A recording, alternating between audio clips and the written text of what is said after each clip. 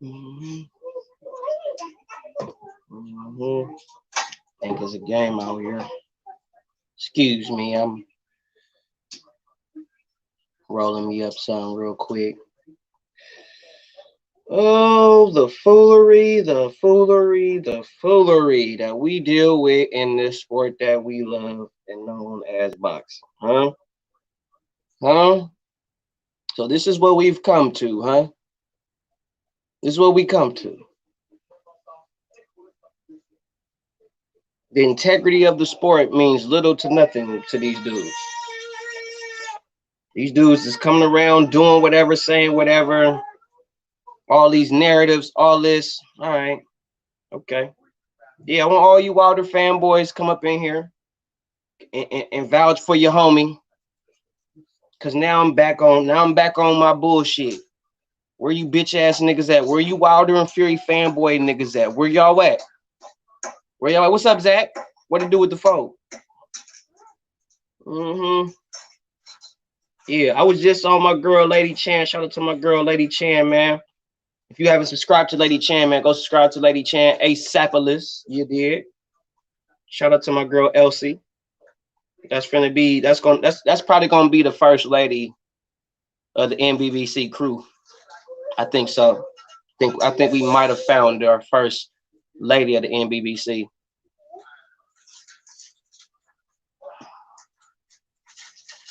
I feel like both of them terrible. I feel like Fury and Wilder, they're both terrible. Because Fury knew what Wilder was up to. He knew what Wilder was on. Go on. He knew what Wilder was doing. He just thought he could get that AJ fight and get that sign sealed and delivered before Wilder could either get his arbitration, or he banked on Wilder wasn't going to get his arbitration. Either way, Tyson Fury did not wait until he was clear in the full clear with Deontay Wilder. He didn't wait. And he knew that. He knew Wilder was going to exercise some right to do something. I knew that.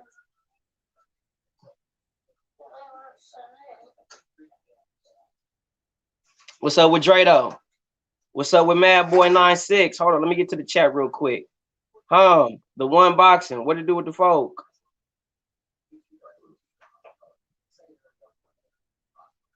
What's up with Dragon Leg? What's up with my boy Los? Gusto. What to do with the folk? Black and Brown. What to do with the folk? I ain't seen you in a minute. Hold up for 1 second. Give me a second. 1 minute.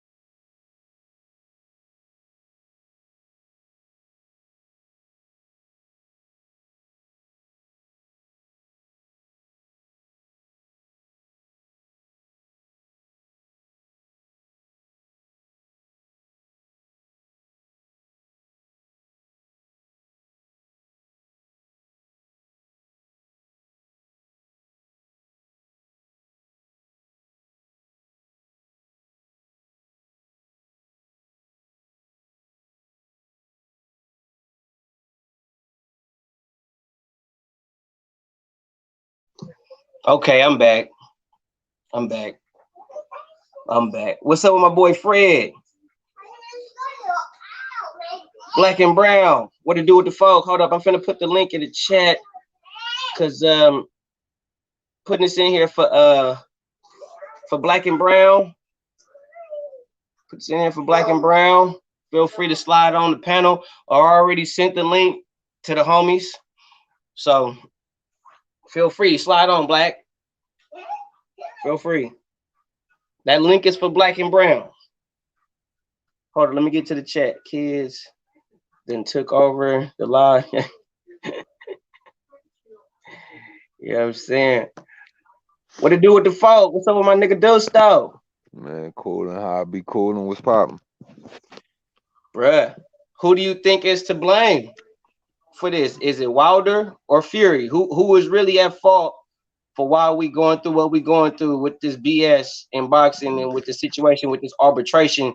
And since now that the judge has basically declared that Tyson Fury has to defend his WBC belt in September, it's possible that we will not get an undisputed fight August 14th because of Wilder's basically arbitration. Man, most people ain't gonna like what I'm about to say, but I'm like, I don't know what everybody expected for real. What y'all think was gonna happen? Like the arbitration ain't even go through yet. And then you gotta think like this why I ain't been saying shit about the fight. This why I don't be talking about shit. This why cause boxing is the fucking goofiest sport in the world with the goofiest fans, with the goofiest media, with the goofiest pundits. So you just getting a whole bunch of goofy shit. Like goofy shit on top of goofy shit. So I just sit back and wait for shit to happen. Basically what I'm trying to say to break the shit down in a nutshell is this. The arbitration never went through yet. There's a reason why Fury was motherfucking sitting, buying fucking time, and Frank Warren and them was buying fucking time and not signing that fucking Saudi Arabia contract or whatever. Because in their mind, it was always about money with them. Them niggas was looking for, and they looking for Anthony Joshua and Matchroom to foot the bill, period.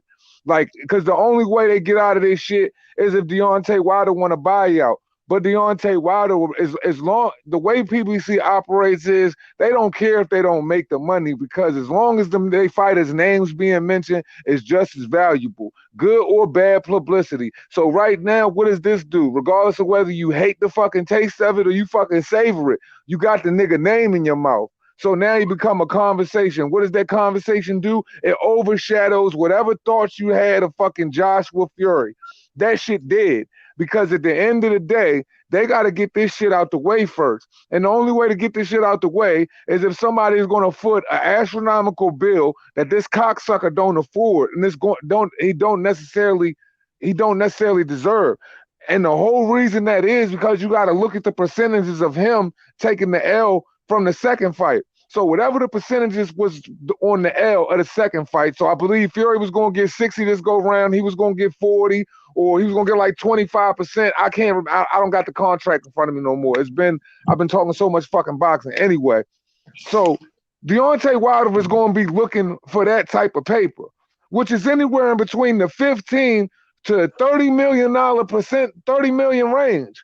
So what is them niggas looking at? Why you think the niggas is twiddling their thumbs? Once again, you got to fight that big. Well, the only hypothetical thing that I can come up with is fucking Top Rank and fucking BT Sport, Frank Warren, all them niggas. They want Matchroom to foot that bill, man. They want this fight to be big enough, and they trying to twerk whatever in the contract just so they don't have to pay that shit and they can get out of it and they can still put on the biggest fight in the world and everybody can get fucking paid. But regardless of whatever, we know how Bob Arum move. We know how them niggas move. They are not going to want to foot that fucking bill knowing you got the biggest fight in the world looming on the back end, sitting right in front of you. So if they can find a way to fucking procrastinate and take their fucking time, they're going to try to figure out a way to, because look how Eddie Hearn throws around money. Think about the Charlo twins. Think about any situation where most fighters don't even deserve to get paid what the fuck they getting paid. And the only way they will receive those purses is at the zone, and they still wouldn't take it. So knowing that Eddie Hearn is willing to throw around those astronomical numbers, you got a greedy motherfucker like Bob Arum, Frank Warren. You got niggas that ain't confident. They don't think Fury going to win. Everybody is taking in all of the variables, man. And for real, these niggas don't want to foot this bill. And rightfully so, it is a lot on Wilder. But at the same time, I put a lot on just all of them for not pushing the shit. This nigga was quiet the whole year. You didn't smoke him out the right way.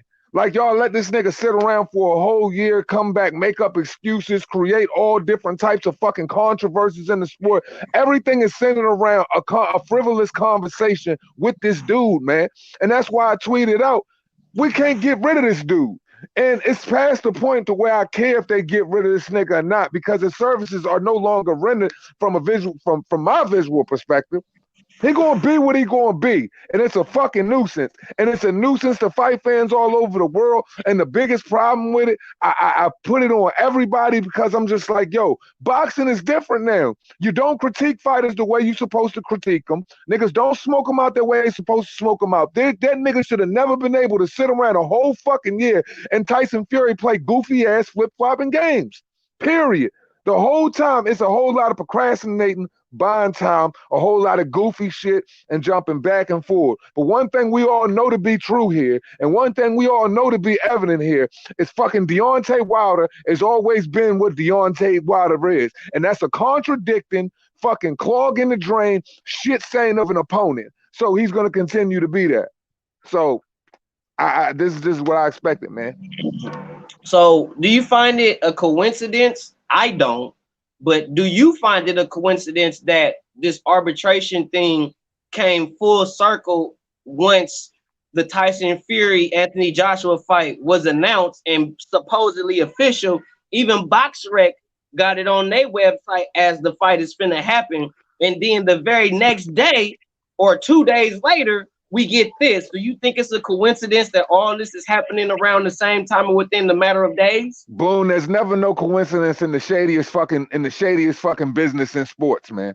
There's never a coincidence in the shadiest business in sports. Now think about it. This fight truly wasn't announced. When I heard Fury say fucking August 14th in Saudi Arabia, I said, man, it's some shit behind this. I don't trust a word to come out of Fury's mouth. Fury will say he got on fucking polka dot thongs and fucking have on briefs. You know what I'm saying? Like, that's what type of nigga Fury is. So when I heard that shit, and then you hear the arbitration come out and they had to have that fight in September 15th, oh, what do you really think it is? It's less risk, and you still get a good reward, and you still gonna get a showing of delusional motherfuckers that want to come out and watch this nigga run into a fucking 6'9" Mack truck with pillow fists, supposedly, once again. That's what it is, bro. You can look at it like, yo, there's a lot of hypothetical points that you could take from this, Boone. You could look at it from the point like, yo, Fury never wanted to fight anyway. Look at the way he, you know what I'm saying? Look at the way he bullshitted around the whole entirety of the fight. You know what I'm saying? 1 minute he talking this, 1 minute he talking that. And people can say, hey, that's his characteristics or whatever, but you can look at it hypothetically that way. You can look at it like another way, like I just said. They want match from the foot to bill. Or you could just simply look at it like, yo, that's the only two ways I can look at it, really. Like one or two, because Anthony Joshua clearly wants to fight. Matchroom clearly wants to fight. They're the foot soldiers. They're on the ground doing all the work. They're running around. They're getting all the deals together. All freaking the other parties involved are doing is sitting around and getting fat, waiting for a plate. Regardless of whether, if you top rank, you Tyson Fury's promotion or whatever, you looking at this like, regardless, we getting a plate. We're getting a plate, and if it comes down to this Deontay Wilder situation, we're in full control of it, unlike we're not in full control of this one. Because we can A-side Deontay Wilder. We can't A-side Anthony Joshua. This is the way I see it, man. I don't think we getting undisputed, bro. I don't think we getting it. I don't think we ever getting undisputed. All right, look at it like this, Boom. What did Tyson Fury want to do when Dillian Whyte mandatory was about to come up? Nothing. Duck. He wanted to do what? He was ready to pull the Riddick bow. Media article out there the next day. He was ready to throw his fucking belt in the trash. Throw it in the trash. With an opponent that got his ass whooped by Anthony Joshua. So if I'm looking at it from an Anthony Joshua standpoint, if you're willing to throw your WBC belt in the trash for Dillian Whyte, shit, who God knows what you be willing to do with your belt with Anthony Joshua. And the funny shit is, bro, and I didn't think of this until I thought of one of course, Dillian Whyte's opponents. And one of Dillian Whyte's opponents really took it to Tyson Fury, and Tyson Fury had to fight that man twice. And I think he's thinking, if he knocked that guy out, if he's able to stop that guy, and that's the same guy that, you know, I kind of went a little life and death with a little bit. I don't think I want to fight that guy. And for those that don't know the guy that I'm talking about, Dillian Whyte fought Derek Chisora twice. Tyson Fury fought Derek Chisora twice. And Dillian Whyte stopped Chisora. Now to Tyson Fury's credit, Derek Chisora did have a situation where he didn't off the stool, and I get that. But at the same time, Tyson Fury knows that I'm gonna have to really fight this dude. This ain't no Arthur Wiley. This ain't no Tom. You gonna have to kill him. Yeah, you gonna have to kill him straight up. Both of you gonna have to kill him. Deal with that. He don't want to deal with that. He don't want to deal with that. He'd rather not deal. And I even said Tyson Fury could beat Dillian Whyte. I really believed he could, but the way that he going about it, Dillian Whyte has exercised every right. I mean, come on now. To me, Dillian Whyte is the most hated on boxer in boxing. I've never seen a fighter do everything, earn his right in every way possible to get his title shot and not get it. Did everything. And those are the politics of boxing, you know, not to put him in the stratospheres of a Marvin Hagler, but this is the type of shit Marvin Hagler had to go through. But the thing is, Marvin Hagler didn't have the type of promotional outfit that fucking, you know, Marvin Hagler didn't have a promotional outfit until like a decade in his fucking career, unlike Dillian Whyte. But see, once again, I always go back to just look at the actions of an individual, and that'll tell you everything you need to know about him. If, once again, you're willing to throw your belt in the trash, you're not looking at the guy that's holding the other infinity stones like, yo, I'm willing to rush in that problem. Because at the end of the day, one thing I know about Tyson Fury, and true to be so, is this. He cares about how people look at him, period.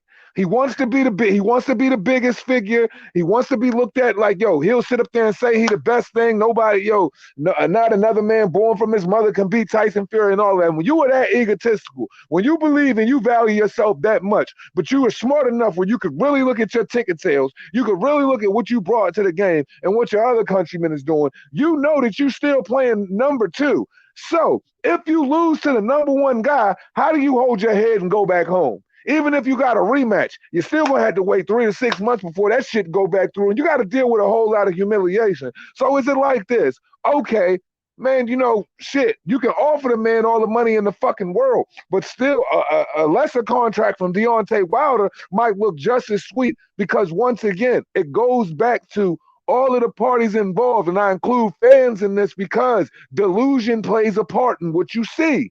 And when you so deluded and you're constantly fighting for all of the things that you shouldn't fight for, why wouldn't you think that Tyson Fury can't get some type of prestige? Tyson Fury can't get another notch on his name by taking a $25, $30 million Deontay Wilder fight, filling out the seats and going away and still leaving the question mark in people's mind and the argument, who is better, Tyson Fury or Anthony Joshua, instead of going out and prove it, because the mystique ain't going to hurt you as bad as the ass whooping. Really shit. Mike has been dropped on that one, but I just at this point I don't see undisputed happening. You know what I mean? I'm like, it's so hard just to get the best fighting the best, and now it's just like when we get so close to an undisputed fight happening, then this happens. So basically, what I'm seeing is pretty much what I've been on in the sport of boxing. I'm not making videos just because somebody say something, because I know 2-3 months later, or 4 or 5 months later, it's gonna be that what they said is gonna be some bullshit. It's gonna be a whole different bag. All bogus. It's gonna be all bullshit. So I'm gonna kick my feet up and I'm gonna watch you motherfuckers, because I know everything ain't what I'm seeing for face value. It's bullshit. It ain't real up front. The motherfuckers that's really doing shit, to be real with you niggas, ain't saying shit. The to be perfectly honest, out here doing it ain't talking. For sure. And to be perfectly honest with you, DT3, man, I could get so much. This how fucked up boxing is, man. And just surrounding this whole conversation, because the climate generates what you see. The way people feel generates what you see. So at the end of the day, when I could just sit back and I can just look at this whole situation, and I know for a fucking fact that people have the delusions have played such a major part in this shit to where people have been completely separated from what the goal is supposed to be, that even when a nigga is out the way, you still try to find a way to put him in the way, from Bloodgate to Spike Water to letting go of fucking, the most prestigious of trainers. Like, yo, you got to understand that if you or I were to give up on talking sensible, talking logical boxing talk, we would be the biggest boxing channels in the world. Oh yeah. Period. Easy word. If I was all cap, I would have so much more of a bigger fan base. But see, it's harder.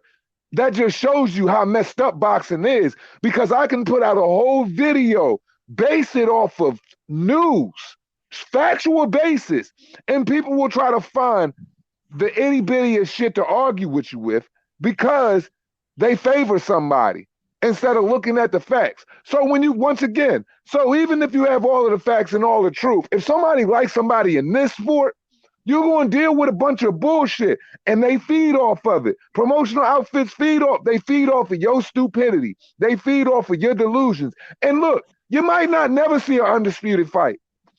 You might not ever see it, because once again, the mystique motherfucking is more valuable to Tyson Fury than possibly getting the ass whooping. Because Tyson Fury can go from Deontay Wilder, he still can make another payday or whatever. He can do whatever.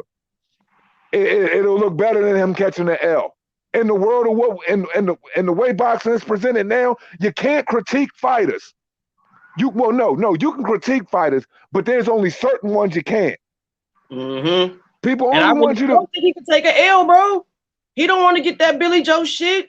He did all this talking. Not to cut you off. He did all this talking, all this bull, all these antics, all this shit, right? All that shit, bro. All that. And then if he go in there with AJ and lose, man, what do you have? What do you have left? What do you have left if Anthony Joshua whoops your ass? What do you have left? You got the hopes. You got the hopes that you come back out there and beat him. If he busts your ass in devastating fashion, 9 times out of 10, most fighters don't recover from that. And the type of fighter that has the type of ego that he has, it'll be hard for him to recover from. He ain't never lost before. You know what I mean? Anthony Joshua was a lot more humble than Tyson Fury. But mentally and physically, people don't understand how taxing that loss was on his mentality, because he had an immediate rematch in a whole fucking country. Hey, no, 2 whole countries. And not to mention people from other parts of the world that hope that he pulls through on his back. It's a lot of pressure. Tyson Fury don't really know what it feels like to be pressured. When he got pressured the first time, he got fat. He chose drugs. So at the end of the day, he's more valuable to them. He's more valuable to them in all of these antics, man. Tyson, like, yo, Deontay Wilder, I've sat there, like, this is the problem, right? We look at this from a sensible point of view too much. You can't make sense of the shit. You can't. Because when I'm sitting back and I'm sensibly saying to everyone, I don't even know how the fuck, PBC can even deal with Deontay Wilder right now. What is his value? What is his worth? He clearly got some type of worth and some type of value. He fits their business model perfectly, whatever the fuck that is. But obviously, Bob Arum and possibly Al Heyman, a.k.a. fucking PBC's Nightwing over there, he probably lurking somewhere in the fucking back, and they probably got something in cahoots the whole time. Like, yo, we're gonna bring this fucking money back. If it come through, if we can get the money out of Anthony Joshua, then fuck it. We're gonna have Tyson, you're gonna have a fight. If we ain't getting the money out of Anthony Joshua through this contract where we can pay Deontay Wilder back and make this shit happen where we all happy, then fuck it, man. We already know what we're gonna do. An easy W is always better than motherfucking going out and testing yourself. And a coward's eyes. Way better than a hard loss. Way better. Way better. But it's not even like you losing to nobody that's a C level, or people who would look as beneath you. You will be losing to a fighter who is, if you lose, people expected him to be better than you. People wouldn't knock that if you lost to Anthony Joshua. But I think it's so much hate, and it's like, they trying so hard to not give Anthony Joshua what he's really working towards. And that's what I'm starting to think. Yeah, it's been an assault on that dude. AJ want to be undisputed, and he's willing to fight whoever got what belt, no matter who. You got the belt. I'm fighting you because I want to be undisputed. And they are finding every reason to not make that happen. And it's just like, bro, it's like it's not even a love for the sport no more. It's like it's not even about the love for combat no more. It's just like it's a popularity contest. Because once again, it goes back to perception. The perception of Tyson Fury is worth more than the reality of what could be Tyson Fury, say, if it was to take place on August 14th or whatever the case may be. The perception is worth way more than the reality of what could, because I'm telling you, if this guy gets starched, then what's his value to you? But the thing is, because look, people have played on this shit for too long, and it has really resonated and set, and it has soiled, and it has saturated the mind of the purest boxing fans to where this law shit matters. Like, this whole catching the L shit shouldn't even be a conversation, because everybody ain't gonna be able to do what Floyd Mayweather did. Floyd Mayweather had a defensive acumen that could put him in a position where he would win every fucking fight and not lose one. You're not gonna be able to say that you can balance both sides of the game out like that. Like, there ain't too many dudes that can do that. Everybody's looking at that like that's the blueprint. No, it's not. You need to look at what Brandon Figueroa and Louis Neary just did. Do you think anybody is looking at Louis Neary right now with any type of disdain for going out there and losing this weekend? Do you think anybody's looking at him like that after that fight him and Brandon Figueroa just had?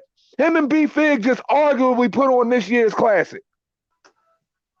Nobody is going to shit on him for going out there and giving his all and literally dying on his feet until he got knocked on his ass. If Tyson Fury exerted the same type of energy in the ring and he came out there and performed for the same type of outcome, win or lose, or he presented himself within the way that he speaks to the public, like, you would have to nail him to the canvas. And I truly believe there is some validity to that, because it takes a lot for a person to get up and want to take punishment. You know what I'm saying? A person to get off the canvas, period. So I believe there's some validity there. But come on now. Like, if you're not doing it, people are still living off of having a loss is poison. And that's always going to be a problem until niggas kill that conversation. There's certain, like, let's be realistic here. There are certain conversations that have to be killed and cannot have any air in boxing if you want succession in the sport. I'm talking about in competition. I'm talking about in seeing belts exchange hands the right way.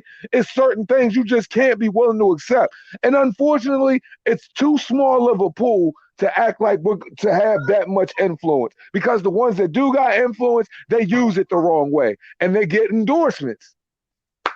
It's just with Julie Blankert. What's up, Jules?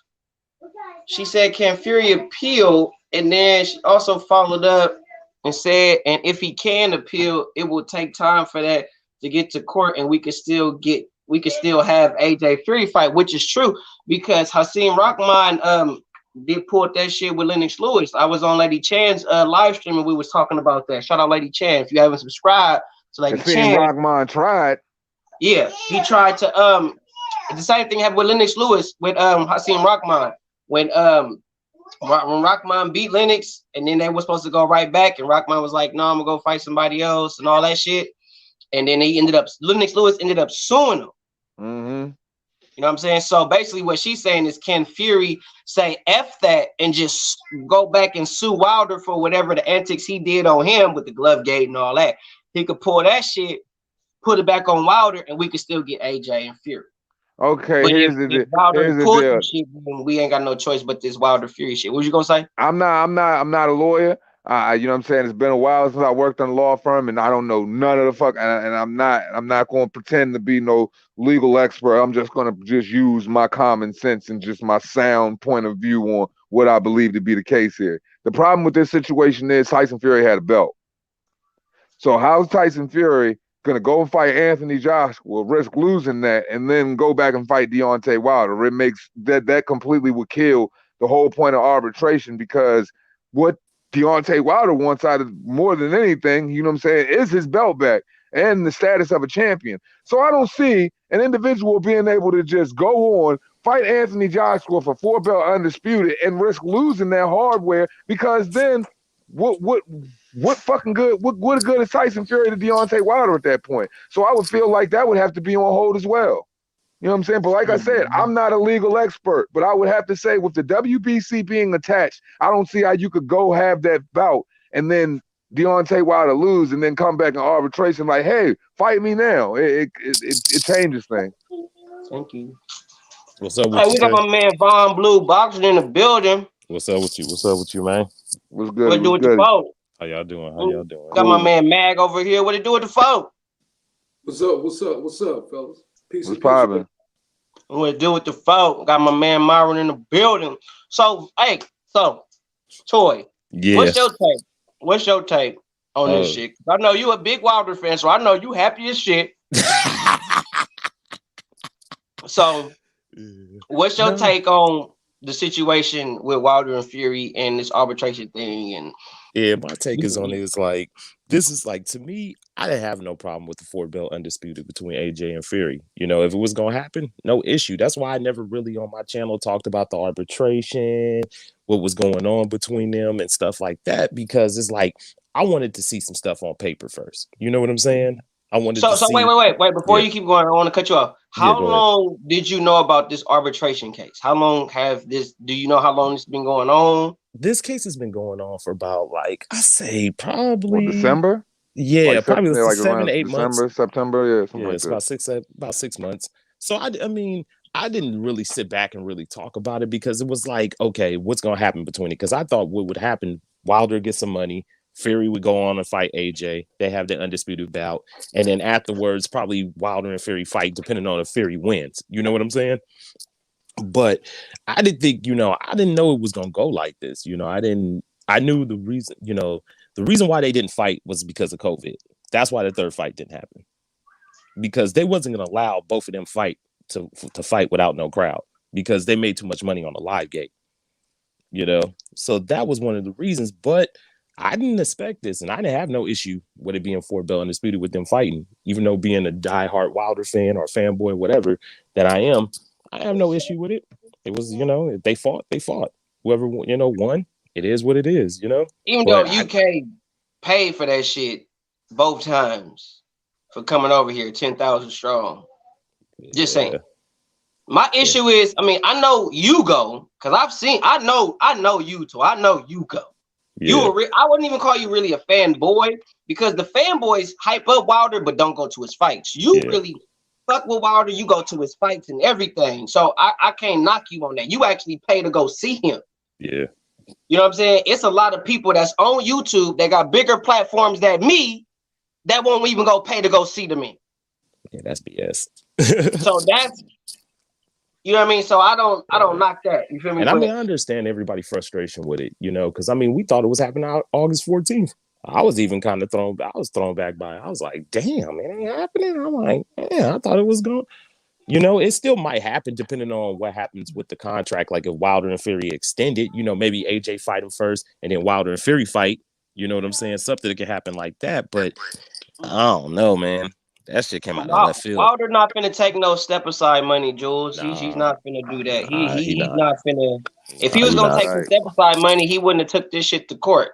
Yeah. Like honestly, bro, I be looking at this shit like this. I be like, man, have like 90% of everything that comes out of Tyson Fury's mouth, you got to take it like it's a load of crap. But then there's 10% of shit that he will spat off in a rant that could be potentially real. Like when he said he was fighting Deontay Wilder, that could have been potentially real. When you watching Deontay Wilder train with Malik Scott right now, who is he training for? He didn't necessarily give you an opponent. The arbitration is going on and all of that shit. That could have been potentially what's really going on down the line. So people need to look at this like it's a reality for right now. Tyson Fury versus Deontay Wilder is the only reality of the situation right now. So really, your thoughts can't really, it can't expand past that. But I'm just like, well, within keeping your feet on the ground and what's really going on, you got to just follow the breadcrumbs and look at what's going on right now. I don't see it pointing any other way. Who is Deontay Wilder training for right now?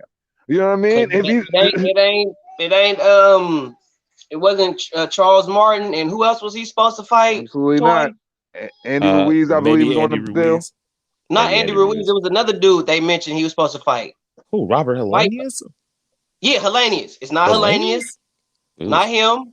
You're not Not the fighting Nordic Hellenius. Nightmare. You're not fighting So, him.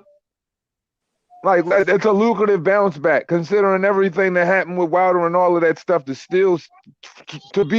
have COVID was actually, you know what I'm saying, a shining light on the situation for him, because he really got to prolong his pain and take that whole year and still be able to go through arbitration and really deal with it however the way he dealt with it. That's beyond me. But all signs point to this could be the move. So don't be shocked if this is the move, because also all roads are pointing to it. So, look at Anthony Joshua with idle hands once again. And if that's the case, I would just say, man, just go ahead and knock Usyk the fuck out, man.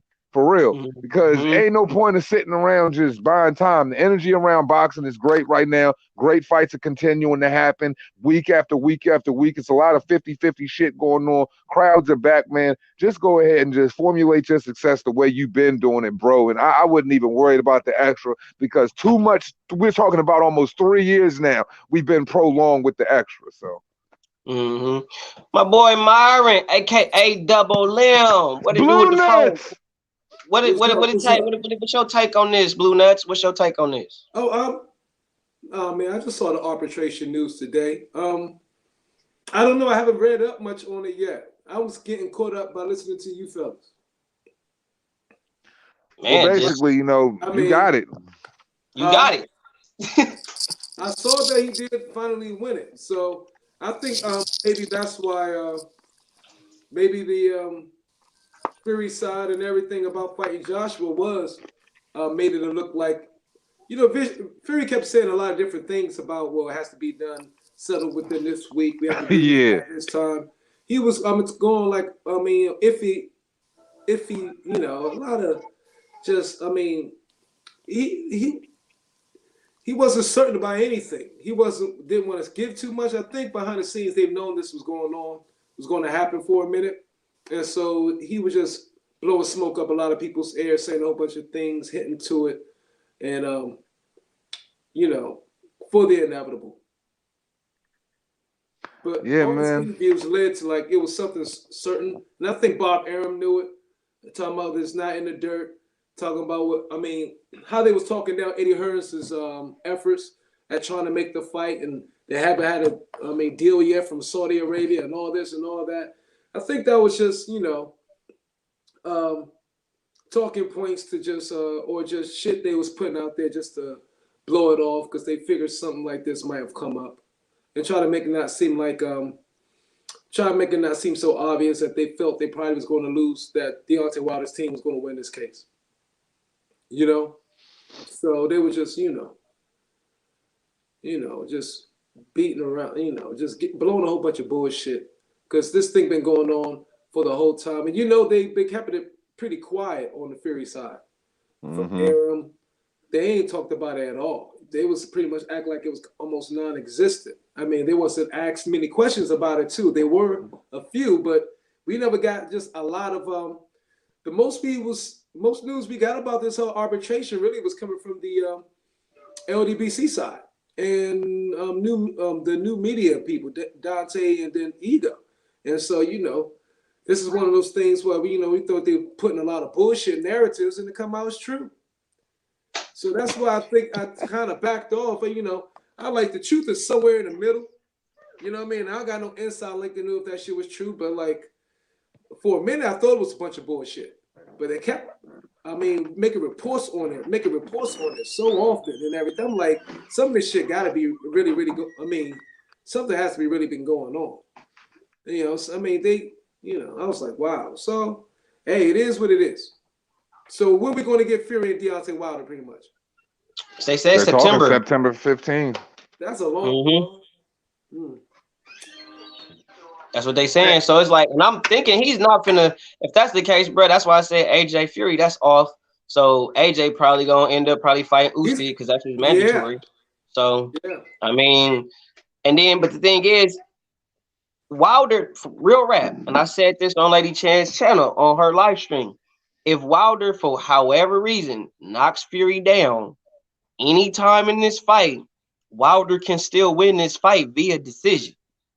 I don't care if Fury is winning most of the rounds, whatever. If Wilder is able to knock Fury down at least 2-3 times for sure, he winning. But if Wilder is able to put Fury on his ass at least twice in the fight, they'll still give him the win, even if Fury is beating his ass. So I'm not sold on it. It could go either way, whether it via Wilder KO or decision. Wilder could win either way. I don't trust it because the politics is gonna go his way. Because Wilder is not gonna have no UK judge. All the judges is gonna be American. Where Fury dropped Wilder 2 damn times again. Now that would be something. Even as a Wilder fan, just see how it play out, fellas. Let's just see how it play out. Even as a diehard Wilder fan, just to see how it play out. I don't think Wilder's going to, has gotten significantly better to change the outcome the way Fury came, the way he did in the second fight. I mean, we see the sparring between him and Malik Scott, and Malik Scott is selling the shit out that shit. He's trying to sell the fuck out that shit. You know what I mean? Yeah. My boy Malik got him looking like. Got him looking like stir-fried ass, man. He's still lazy. Wilder's still lazy with his jab. He lazy with his lead hand. He don't base everything off his jab. I'm not saying that he doesn't use it, but he doesn't base everything off of his jab the way he should, having the length and the reach that he has. He based everything off his right hand. And the only way for him to really get Fury, he would have to learn. Keyword was learn how to set up the right hand. I can't even believe we having this conversation. Do that. It's not gonna happen. Me neither. I'm dead ass serious though. Like I'm really perplexed that we having this conversation because this is the shit that's wrong with boxing. Like we are realistically having to talk about this man even having a chance when he didn't have a chance in the first fight. Damn sure didn't have a chance in the second fight. And then in that he gets rid of a 5-time Golden Glove champion, 2-time welterweight champion, and freaking Mark Breland to pick up somebody who took a dive for him to train him. And now we talking about this man odds going into the fight realistically like this. Like, yo, that we gotta unplug at some point. Even us as content creators gotta unplug. It's like, man, some conversation to fall on deaf ears. No disrespect to my brother who the Wilder fan or nothing like that. Oh no, I'm just looking. Hands. I'm not tripping, bro. Go ahead. Oh no, I know. I'm just saying. I'm just. Yeah, man. I'm just like. Yeah, speak your piece. It just come down to where it's like, man, fandom and shit like that is just getting out of control, man. And I'm like, man, look, let's not lead these fans down a dark hole of this bullshit. Not saying that y'all talking bullshit, but we will really critique this shit and get caught up in it. And there's nothing to critique here. It's just like this brother just said. We need to sit back and watch the goddamn show. Because that's all it is at this point, is a goddamn show. And I don't know if Barnum and Bailey is sponsoring it or what, but goddamn it feel like that. Uncle Al, baby. Hey, question is the another question, is the Joshua team kind of nervous? Because a lot of things contingent on, of course, Fury winning and Joshua winning. And do you think that Joshua beating Usyk is pretty much a given? Man, that's set in stone, man. The way I seen that man apprehensive with Derek Chisora, man, he don't stand a chance, man. He don't. I don't. If you apprehensive with Derek Chisora power like that, Joshua gonna kill that boy, man. He gonna hurt him bad. And the thing is who is there else for Joshua to fight? He beat Usyk, and it's like, who else is there for him? Who else is there for him? Who you gonna put? Michael Hunter? You gonna put Dillian Whyte? I mean, Joshua might fight Dillian Whyte again. Honestly, I was gonna say that earlier. That might be the best bet. Come in that bitch and intimidate Usyk like that, because Chisora come in that bitch like a motherfucker Tasmanian devil. You scared the shit out of any fight. You know what I mean? He did. Chisora did to Usyk what, in many ways, Big Boy, the Juggernaut, did to Usyk in that fucking everything. Juggernaut just running after that motherfucker. You know what I'm saying? And then you got to bring him into the mix, Juggernaut Joyce, because he's going to get a shot soon, but with somebody. But yeah, so yes, a given guarantee Joshua going to win that. Okay, You know what I mean? That's interesting.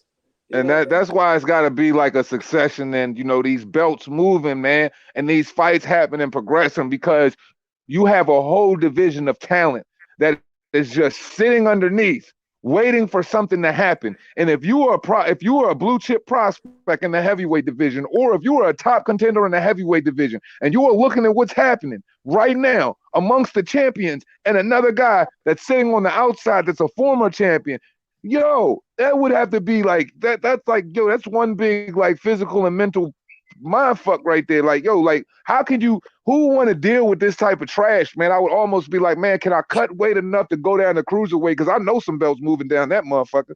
Shit, Bridger weight, Bridger weight anyway. For real, Bridger weight. Hey, why would you say that AJ should drop the WBO for what? Why? For what? For who? Why would AJ drop the WBO belt? That don't make no sense. AJ be a damn fool to drop the WBO belt. He want to be undisputed. Yeah, that would be stupid. And the reason I said, you know what I'm saying, go ahead and get Usyk out the way, because like realistically, once Joshua beat Usyk, what other numbers can you call? I mean, the only two sensible fights I see him making right now is Usyk or Dillian Whyte. You know what I mean? If Tyson Fury doesn't come off, you can have the Dillian Whyte trilogy, get that out the way, you'll never have to see him again. Or you can fight Usyk, blast him, and you'll never have to worry about that conversation again. But regardless, I think Joshua wants to stay busy regardless. I just can't, man. It's hard to compute what goes on with Tyson Fury and Deontay Wilder and really what type of cahoots everyone's in behind the scenes, because once again, we always have to highlight that this is a gangster's paradise. So we know that there's a whole lot of BS that we don't know that's going on behind the scenes. Top Rank is getting a certain level of it, PBC getting a certain level of it, and who knows what Matchroom is going through right now. But I have to say, man, like it's the Deontay Wilder Tyson Fury fiasco all over again, and just get comfortable in it, man, because this is what it's going to be for a little while. And I think we're going to hear a lot of Eddie Hearn interviews coming up in the next few days. Yep, we finna see a lot of Eddie. We finna see a lot of Hearn interviews.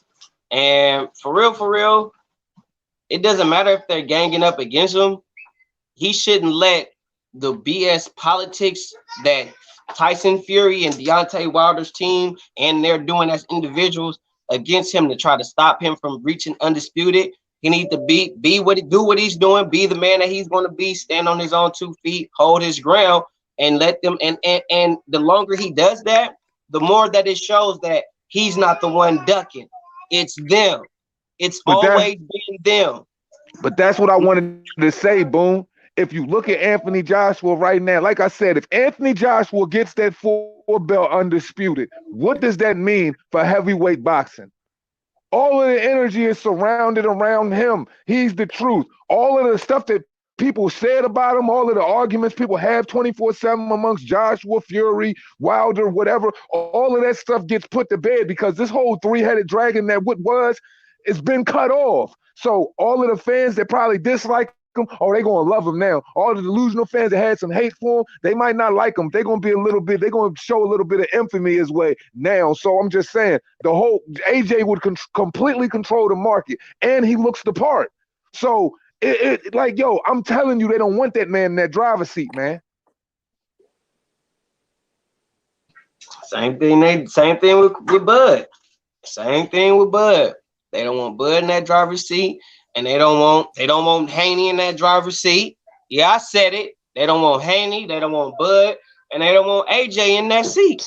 It's so much bigger with AJ, because look at it. You got this UK guy coming over here. We shitted on you guys' whole freaking so-called streaming platform. We said it would never get off the ground. No big fighters will fight on a streaming service. We're all about pay-per-view. Now we've watched this whole Cox Cable pay-per-view deal with PBC. We've watched this shit be complete trash. We've watched the shows they've tried to put on. They're giving us the Outer Nipple versus Andy Ruiz's pay-per-views. We see what's going on with Top Rank as well. So when you look at it, the zone has been winning time and time and time again. Eddie has proved people wrong time and time and time again. It's to the point where they really can't even criticize him because the numbers are so blatantly loud that he's winning. You really can't even, it's just best that you just not even say his name so to even have that attention. So imagine if them boys come over here, win them damn belts, and become full belt undisputed, Eddie Hearn controls the market, dog. And what's the one market you want to control? The heavyweight market, because that's where all the money is, man. They do not want that to happen. A UK promoter coming over here, killing the game with his UK fighter, man, shit, they don't want that boy in that driver's seat, man. That's why they dress Tyson Fury like that over in America. That's why they put Tyson Fury in America, had him fight over in America on his deal like that. And the truth to be honest, Canelo can open the gates for all of that. Canelo can open the gates for all of that shit. I mean, and he already has with the last fight. Promotional wars, man. He's opened up the floodgates with, the biggest attendance to a fight in the United States. They broke the records. Jerry Jones promotion. Canelo, many people know who Eddie Hearn is after the Canelo fight, Billy Joe Saunders fight, that didn't know him before. Yeah, and it ain't like he ain't a charismatic dude either. Just segueing off you said, Mama, he got all of this shit too. Eddie got swag too. Like them boys is bringing something different to boxing, man. And you know who want to stop it, man. Yeah, but the reality, what I think it is in boxing today is you know, a lot of boxing promotions, all of them try to monopolize on weight classes. If you look at it, you know what I'm saying? Yeah, they try to control. They try to control a certain weight class. You know, if you look at, for instance, PBC, PBC 147, 154, 122.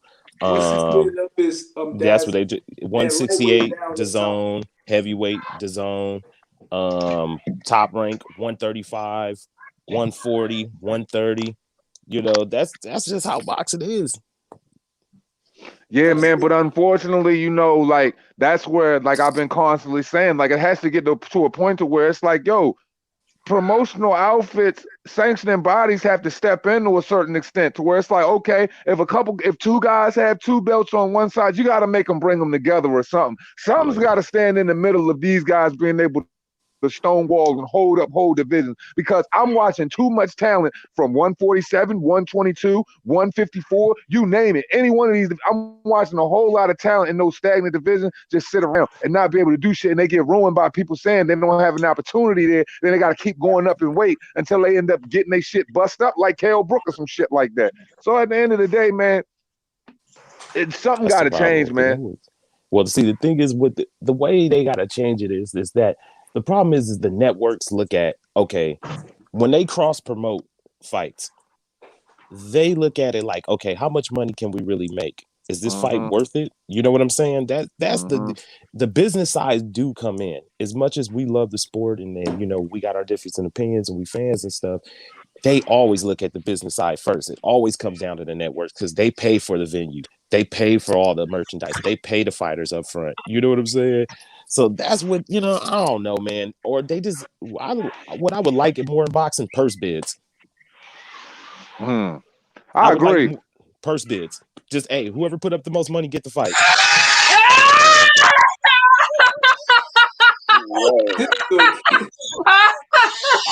What the fuck? That's the little boy that like playing with his feet and shit, man. No, that's little Brian for to do the MMA. Where did he come from?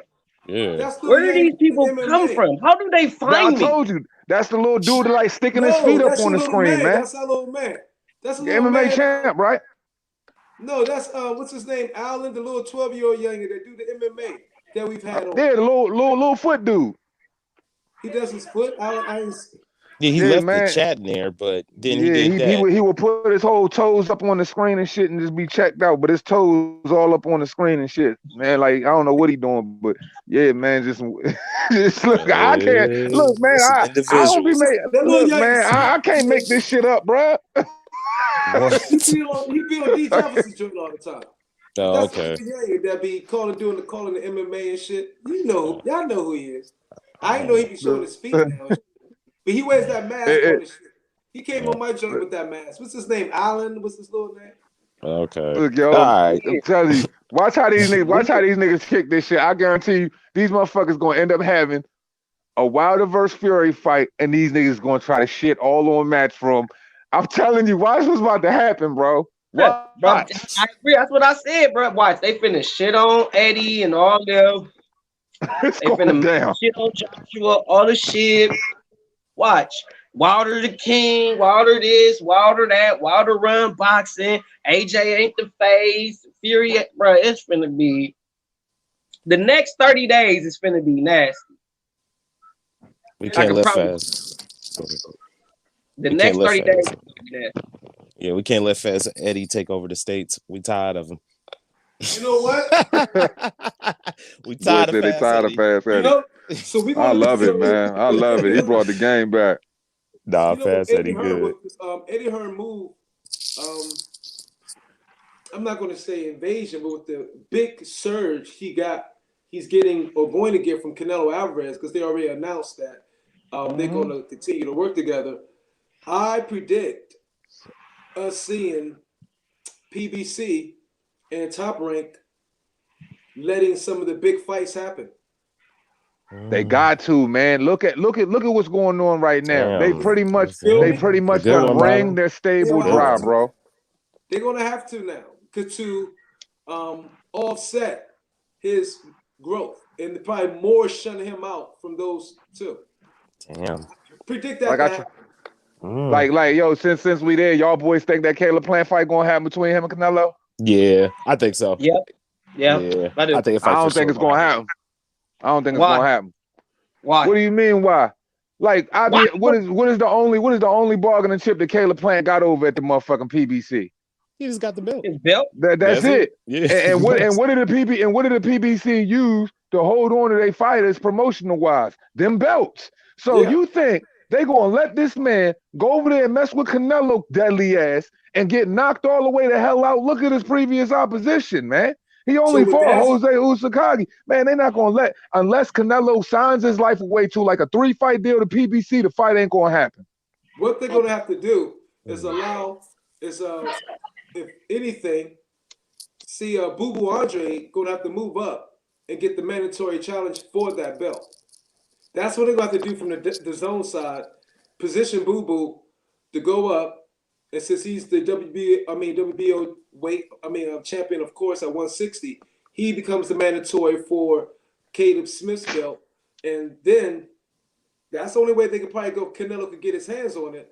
So Boo Boo fight Caleb's Plant. If he is to beat him, then Canelo will have his. If that scenario you say happened, then that of course can set up so Canelo can get his hands on the last belt at 168. Slim, watch what I tell you. That fight is not going to happen because if they pull that Caleb Plant, get in there with Canelo, Canelo going to destroy him. They take that belt. Then they lost their bargaining chip at 168 because they already lost one belt messing with Benavidez. They lost one belt. You know what I'm saying? So all of them belts will be over at the zone. Man, they can't let go. That piece too valuable, man. I just don't see that fight happening unless Canelo willing to sign his life away to PBC. And I don't see him willing to do that because one thing Canelo wants in his career right now is freedom and honesty to a certain extent. He got the money.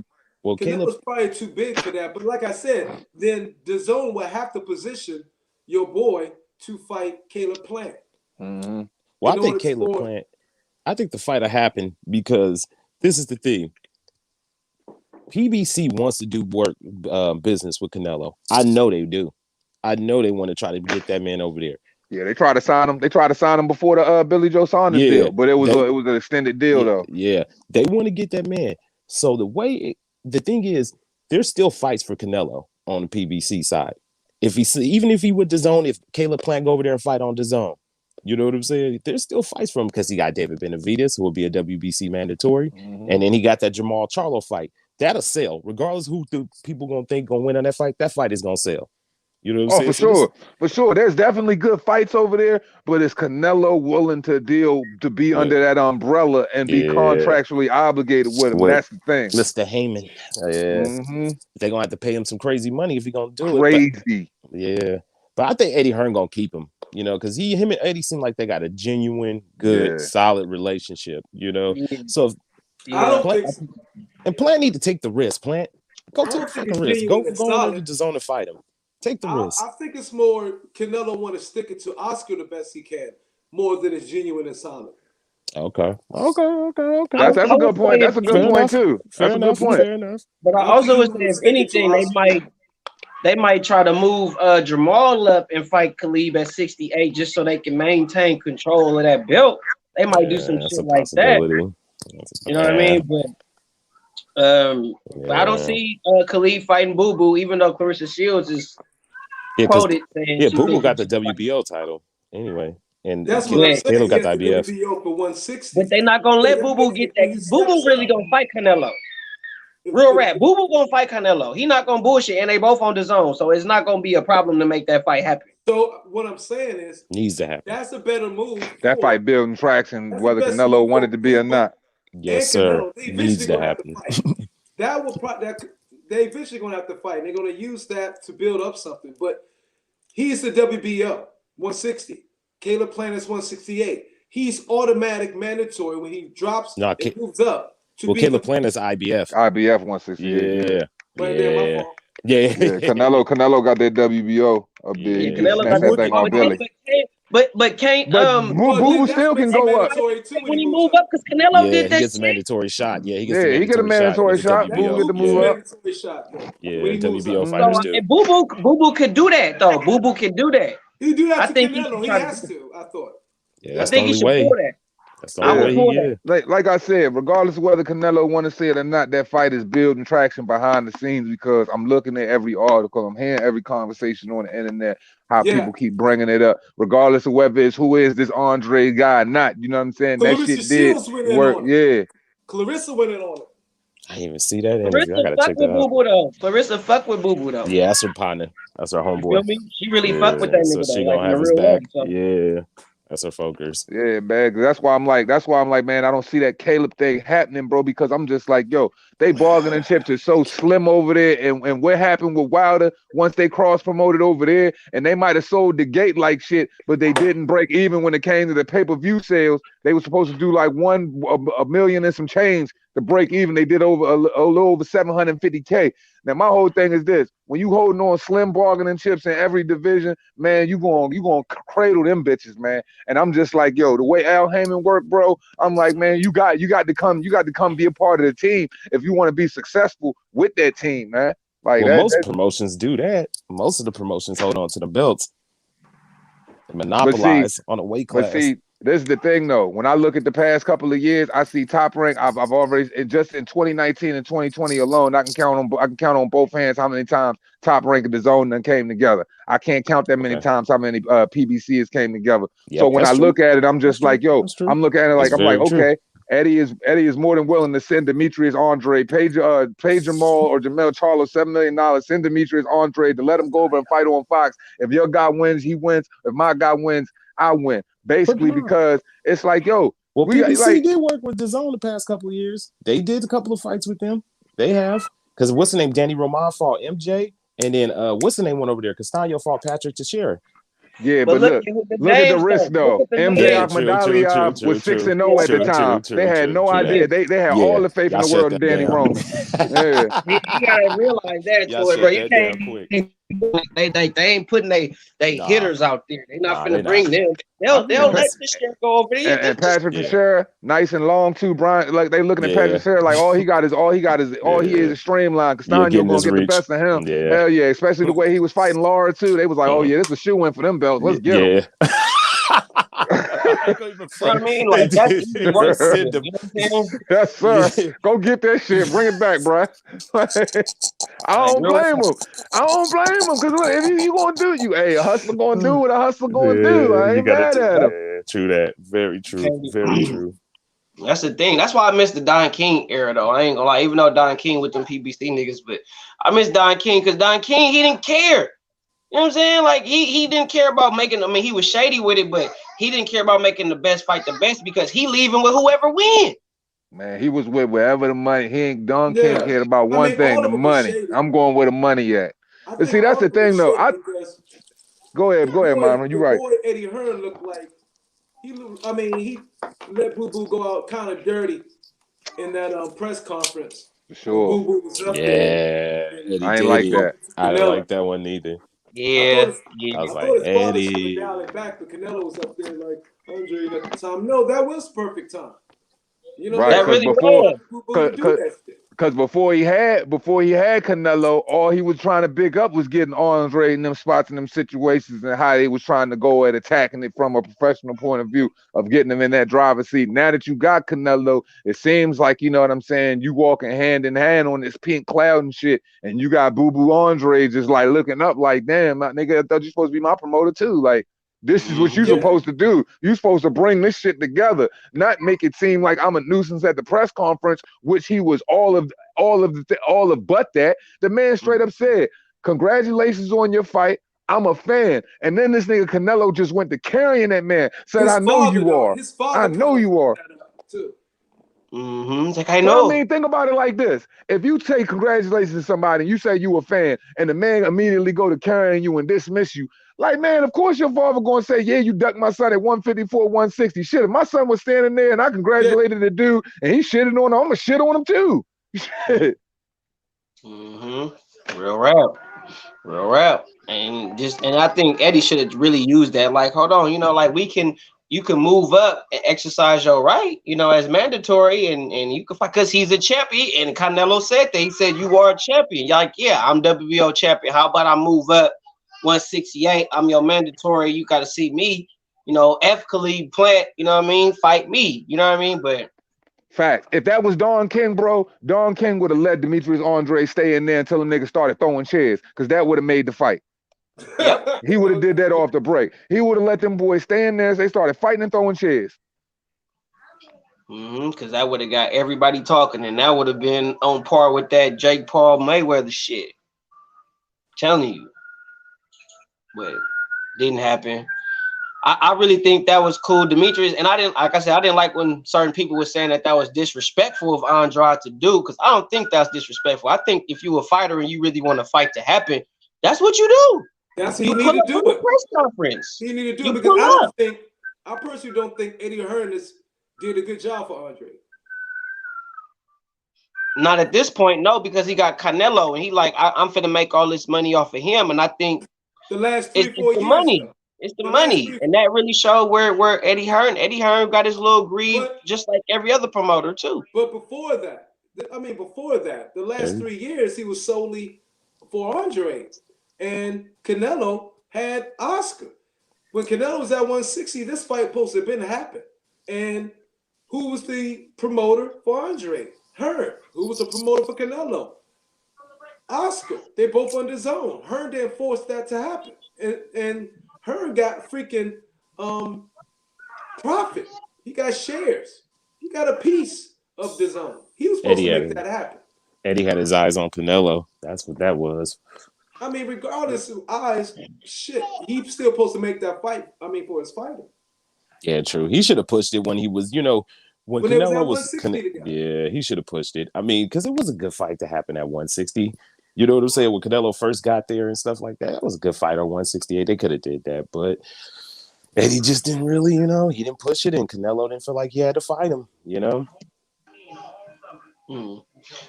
I think he needs to exercise his right, move up. That's what I think. That's his best shot. Yeah. That's his best shot. He could pull that real quick, real fast, and it could put a thorn in the side of whatever Canelo want to do. Yeah. I think he can do that politically, but it still remains to be seen or whatnot. But mainly, my biggest issue, like I said, was why I made the stream is for this Wilder arbitration thing. And now I don't know if this the undisputed fight is gonna happen, and honestly, it's making my doubts of any undisputed fight happening, because we got I don't even know if Jermell is gonna fight Castano now. Like, I don't even know if he's gonna do that. I don't know.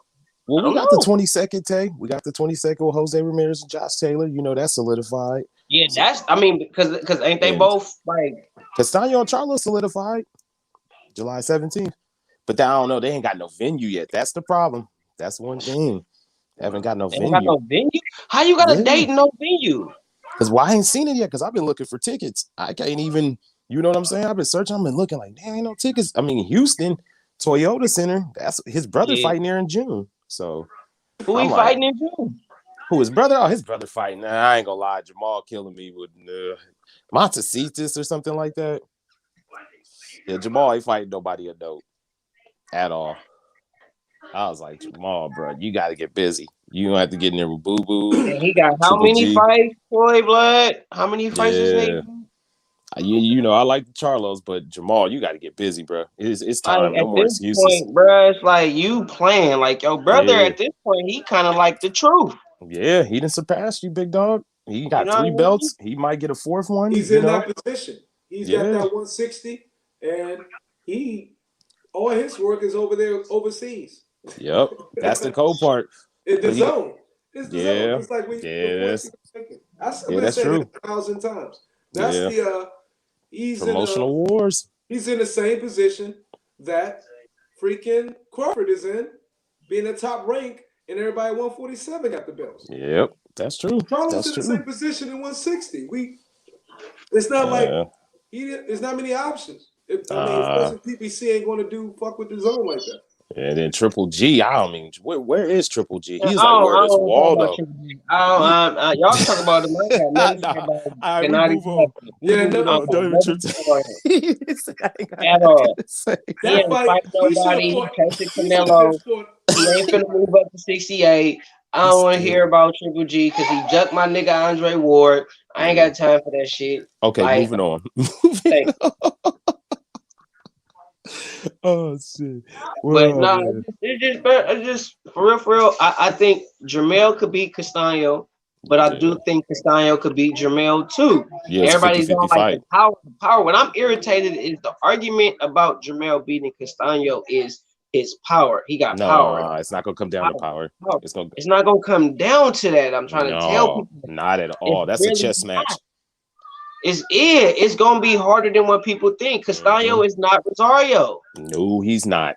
Not at all. Yeah, I better stop sleeping on Brian Castaño. And I'm a Jermell Charlo fan.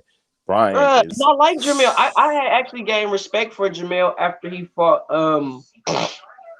Tony Harrison the second time. Yeah. But when he fought Rosario, I was like, bruh, no. Yeah. Well, hey, the belts was there. He had to come snatch them real quick. All right, okay, whatever. Yeah. All right. I'm not even finna go in on all that. I just know what's up. I'm not finna really elaborate on that particular fight, but I'm like, I'm not sold off of that. Personally. Yeah, I understand. I thought Rosario was going to do a lot more pressure. He was gonna, because I seen Rosario fight, and I seen Rosario fight when I know he hungry, he really fighting to win, and that wasn't the Rosario that I know that comes to win. You know what I think? What happened? I think the moment got to him. Because when he was coming out, his face, he just didn't look. I'm like, Rosario don't look like his normal self. I'm like, maybe. But I know Mel had, Mel, the kid getting better. Slowly but surely. Rosario looked like he whoop his ass, bro. Rosario looked like he ate too many goddamn bananas when he got his ass knocked on his ass. Motherfucker doing convulsions and shit. That motherfucker. Like, yeah, that's what it was like. He was doing hella much. It was like, bro, like he hit that motherfucker in the stomach, and all those bananas start coming up. And I'm like, what the fuck? That nigga spitting up his banana. Nah. Acid reflex. Potassium reflex. Like, but no. What I will say though, if Jermell was like putting in down there, like if throughout the fight he was really putting in work down there, dividends and ends and all that, then I wouldn't like get at him about it. But you wasn't doing that hardly ever, and then all of a sudden the one or whatever that you do, like, come on, bro. Like, I just, Say, you think the fix was in? That motherfucker, you did the backwards Frankenstein walk. The fix was in. Damn. I don't give him Rosario, bro. I just don't. I give him Tony Harrison, though. I give him Tony Harrison. I give him that all day long. It's all good. It's all good. I give it to him. I give it to him. Rosario, bro, that's cap. The Harlem Shake on the ground. You didn't bring up somebody bring up that fucking Rosario knockdown again. That shit was that motherfucker did a Frankenstein backwards. You Like, no, bro. Like, but anyway, but I think Castano is gonna put work on Jamal. I think Jamel. I mean, he gonna put in work on Jamel, and I think that's gonna really. I think Castano is really gonna push Jamel. He really gonna push it. Yeah, We really finna see he's what gonna test him Jamel to his can do. limits. We'll see. Yeah. And I've been saying it for a while too. I've been like, man, because people have been like, oh, Castano. I'm like, dog, he's going to test him. I'm like, you don't understand. You need to go watch some Brian Castano fights. Go watch that Lara fight. That'll show you a whole lot. Just sit back and watch him how he fought against Lara. Even though it was a split decision, go see that. Go watch it. That dude's intelligent. He's got intelligent pressure. Got a nice left hook to the body and head. He does it well too. He slips off the line. He tried to get you to drop them hands, and that uppercut come in, man. Jamel got to watch out. He got to watch out because Jamel. But one thing I say, he not like Jamal. Jamal do stay in the high guard too long. Jamel will give you that shoulder roll, but he uses it as a defense. It is not his style. He actually not at all. When he turning or rotating you. Jamel actually got some skill or whatnot. I really believe he do got some skills. He got more skills than his brother, and he used it and he got some pop. So, and I do think he also better used to ring better than Jamal. Yeah, he way better. So I think Jamel, potential wise is the better one of the two. I think Jamal is just the big brute, fast, he's strong. You know what I'm saying? But he not gonna fight nobody because he don't got no dimension. It's like he like what they say about Triple G. He big, he's strong, he fast. Ain't no special effects. And I think when he fight, and Korobov showed that though. And Korobov is an average dude as far as the elite. He's improved. He's improved a great since Korobov. Now I gave him that credit. He's improved. Well, with Derevchenko? Huh? Well, with Derevchenko? Yeah, from the Korobov to Derevchenko, he's improved a lot. I can see it. Because the motherfucker who fought Korobov, I don't think we'll be able to beat Derevchenko. So true. Fair. That's fair. That's he improved fair. quite a bit. So it's Korobov. Korobov is in that ass. Even though he hurt Korobov late, was almost trying to get him out of there, but Korobov, gave him problems. He's proved quite a bit since Korobov. I give him that. But you know, Korobov is patient. He take his time and pick his shots. He's a patient dude. He'll take his time. He'll pick his shots. You know, he's not gonna sit in your range neither. Though, too. Yeah, and Korobov ain't gonna sit in your range. He's not gonna just sit there and try to slug with you. Nah. Nope, not gonna happen. That was a fight between Derevchenko and Charlo. That was a fun fight. That was a fun fight. That was a cool fight. Well, Khalil Nebit finally brought his whole ass back up on the live stream. I ain't seen your whole ass in a minute. He's always fucking with me, saying dumb shit in the chat. But he do be saying some cool shit sometimes. Though. I ain't gonna shit on him like that. But shout out to my boy Khalil Nebit. He got Taylor knocking out Ramirez. I don't know about that, cousin. I got Ramirez beating Taylor in a split decision victory. I got the reversal. Okay, just a close decision for Josh Taylor, like split decision, very close. You got Ramirez beating Taylor? Yes, sir. Yeah, take out Ramirez. I kind of do too. I've been leaning towards Ramirez. I just don't think, and I've watched Taylor, bro. Yeah, and I ain't gonna lie, I watched dude. I didn't even just go off of just what I knew. Dissected him. I really dissected dude and was like, and I'm looking, and I watched the Prograis fight, everything, and I was like, okay. And then I looked at Ramirez, and I'm looking at Ramirez, and I'm looking at Ramirez, and I'm like, I don't know, man. He like saying something's coming. I don't know, bro. Like I see you, Taylor, but that Mexican motherfucker, he coming with some shit. Yeah, he do. He's gonna fight much more intense. Like you gotta really hurt this dude to stop him. You know what I mean? Like you really go and I don't see you. I mean, I get when you fought O'Hara or O'Shara, I forgot what the name was. Davis, I get it. You know what I'm saying? Yeah, I get it. When you fought him, you know what I'm saying? You gotta have some pop to stop a dude like that. I get it. But he ain't the unified champion of the motherfucking world, motherfucker. So it's a reason why Jose Ramirez is where he at, and I don't see it because I think Jose Ramirez will beat the shit out of O'Hara. Easy work. Yeah, he probably punish him. Yeah, he'll punish him. I think the thing for Josh Taylor. Go ahead, Tate. My bad. But no, I was just gonna finish. But what I'm saying is I really don't see him being able to deal with the pressure of him just for the whole fight. It's not that gonna pace. stop. Yeah, It's not gonna stop. But I think the key for Josh Taylor is, from what I've seen from watching them two fight and stuff, he got to make that man move his feet. He got to continuously make Jose Ramirez reset. Continuously got to be making him move his feet. But like you said, can he deal with that constant pressure? Because like you said, Jose Ramirez fight one way, one gear, and I'm one gear. But it's a fast gear and it's a strong gear. He coming forward and he bringing pressure. And he's a good counter puncher too. He's sharp with his counter punches. That's one thing I watched him. I was like, he a good little counter puncher. I'm like, Josh Taylor, you got to be careful, bro. And I'm saying, like, the way that Prograis was hitting him, I'm like, bro, you can't get hit like that with Jose, bro. I always call you a hoe, Khalil. I just what I call you. You irk my nerves sometimes. I get it. You know what I'm saying? Everybody, nigga, I got one of the biggest Wilder fans on my panel. And I went to middle school with this nigga. I've been knowing this nigga from forever. And he a Wilder fan. He don't agree with everything I say, but you see, we sitting up here laughing like a motherfucker.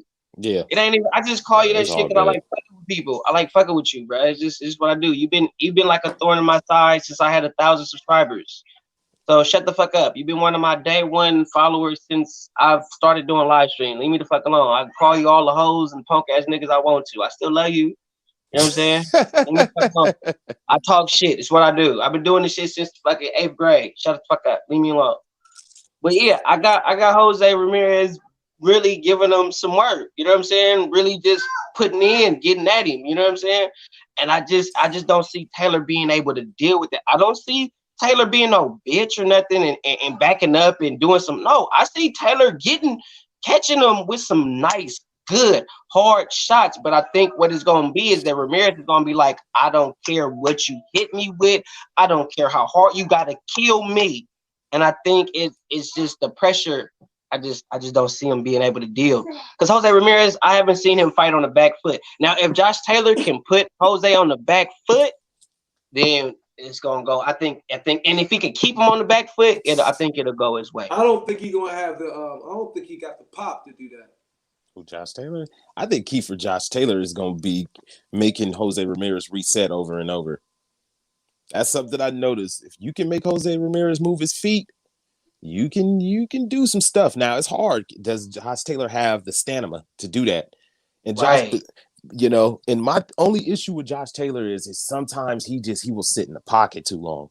That's the thing with me. Sometimes I watch him, I'm like, man, Josh, you need to get out of the pocket. You need to get out of the pocket. Like when he's fighting Prograis, sometimes I was like, you need to get out of the pocket. Prograis punch hard, get out of the pocket. You staying inside too long. Okay.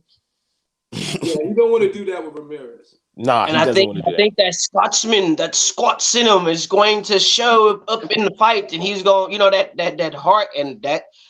I get it. I respect you. You got that heart. That's that Scotsman. You ain't no bitch. You ain't no punk. You ain't going out. I get it. I respect that. Jose got that. It's like, it's still a 50-50 fight. This fight could be a classic. And this fight could potentially be a classic. Yeah, it could. It's gonna be a great fight. It's gonna be a great fight. I'm going with Jose. I'm just going with Jose because I just know he don't know backwards. All he know is forward. Terminator status. That's it. You know what I'm saying? Everything is like he planned it on my own. I'm flat-footed, but I'm man, everything is hard. Boom, man. Yeah. He can be sharp too with his punches too, Tay. That's one thing. And the people that he got trained, he trained with Robert Garcia, bro. Well, you know, Robert Garcia trains that style. That's what he do. Think about a Virgil Ortiz. You think about Marcos Maidana, Robert Garcia. Not Robert Garcia. Mikey. Them boys like to come put forward. Yeah, they like to come forward and throw them hammers and put pressure on you. Constant pressure. Yo, boom. What's up? I'm checking out, champ. Gotta finish transferring this data and all this stuff, and my battery going down my lap. All right, do your thug thing, bro. Thanks for coming through, bro. You already know what's up. No doubt, brother. Mr. Blue. Yeah. Later, champ. Mr. Vaughn. Be good. All right, brothers. Yes, sir. Peace and pugilism. Yes, sir. Yes, sir. Peace and pugilism, bro. Shout out to my boy Myron Magnus, aka Double M Boxing Logics United. If you haven't subscribed, go subscribe to my man ASAP NBBC.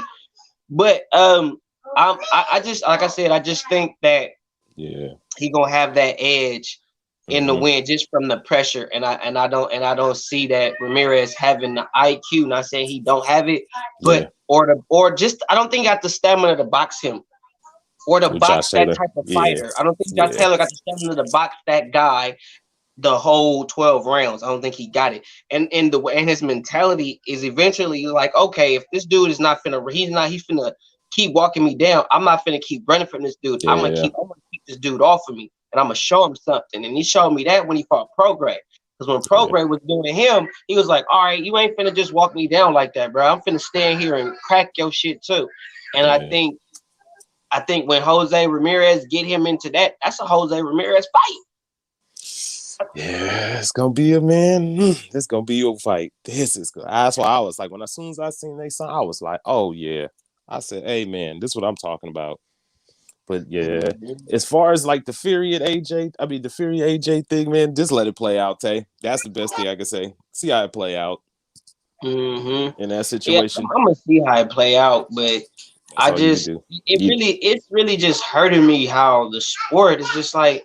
Yeah, I don't gotta worry about that and I don't watch MMA. I don't watch UFC. Yeah. I don't. Yeah. I don't watch the shit. Yeah. I don't really even watch kickboxing like that, and I teach the shit. Yeah. You know what I'm saying? I don't even watch this shit. You know what I'm saying? But what I do know, they fight whoever. Muay Thai, kickboxing, don't matter. Yeah. Don't matter. But see, they the thing scrap. is, they ain't got all the promotional awards though. That's the thing. They ain't got all the damn promotional awards. You got the thing is though, the ones that do promote, and to be real with you, just for those that don't know, you got promotional people like the WBC is in Muay Thai. Yeah, they are. That is true. Yes, they are. They're in Muay Thai. They have and guess what? The WBC belt in Muay Thai is one of the most prestigious belts in Muay Thai, next to the WMC and the Roger Madan and Lupinine state champ belt. That is true. Damn, that is true. I forgot. Ooh, shit. And yet, and still, if you build your rank up in them rankings, you gonna get your shot at the strap. It don't matter who. It don't matter. Ain't none of that. You ain't got that many fans. Ain't you ain't popular or you don't sell out. And ain't none of that. That's true. That is true. Ain't none of that. And I don't even watch it like that, but I follow it on my Instagram. So I see enough. Yeah, enough to see what's going on. You know what I'm saying? So it's like, bruh, like, and then when I look at boxing and all this extra, I be like, really? Damn, that's be the problem with it. Is this crazy? Because it's just like, damn, I just be like, dog, just make the fights, fellas. Just make the shit happen. If you lose, you lose. You're gonna live. You're gonna live to learn today.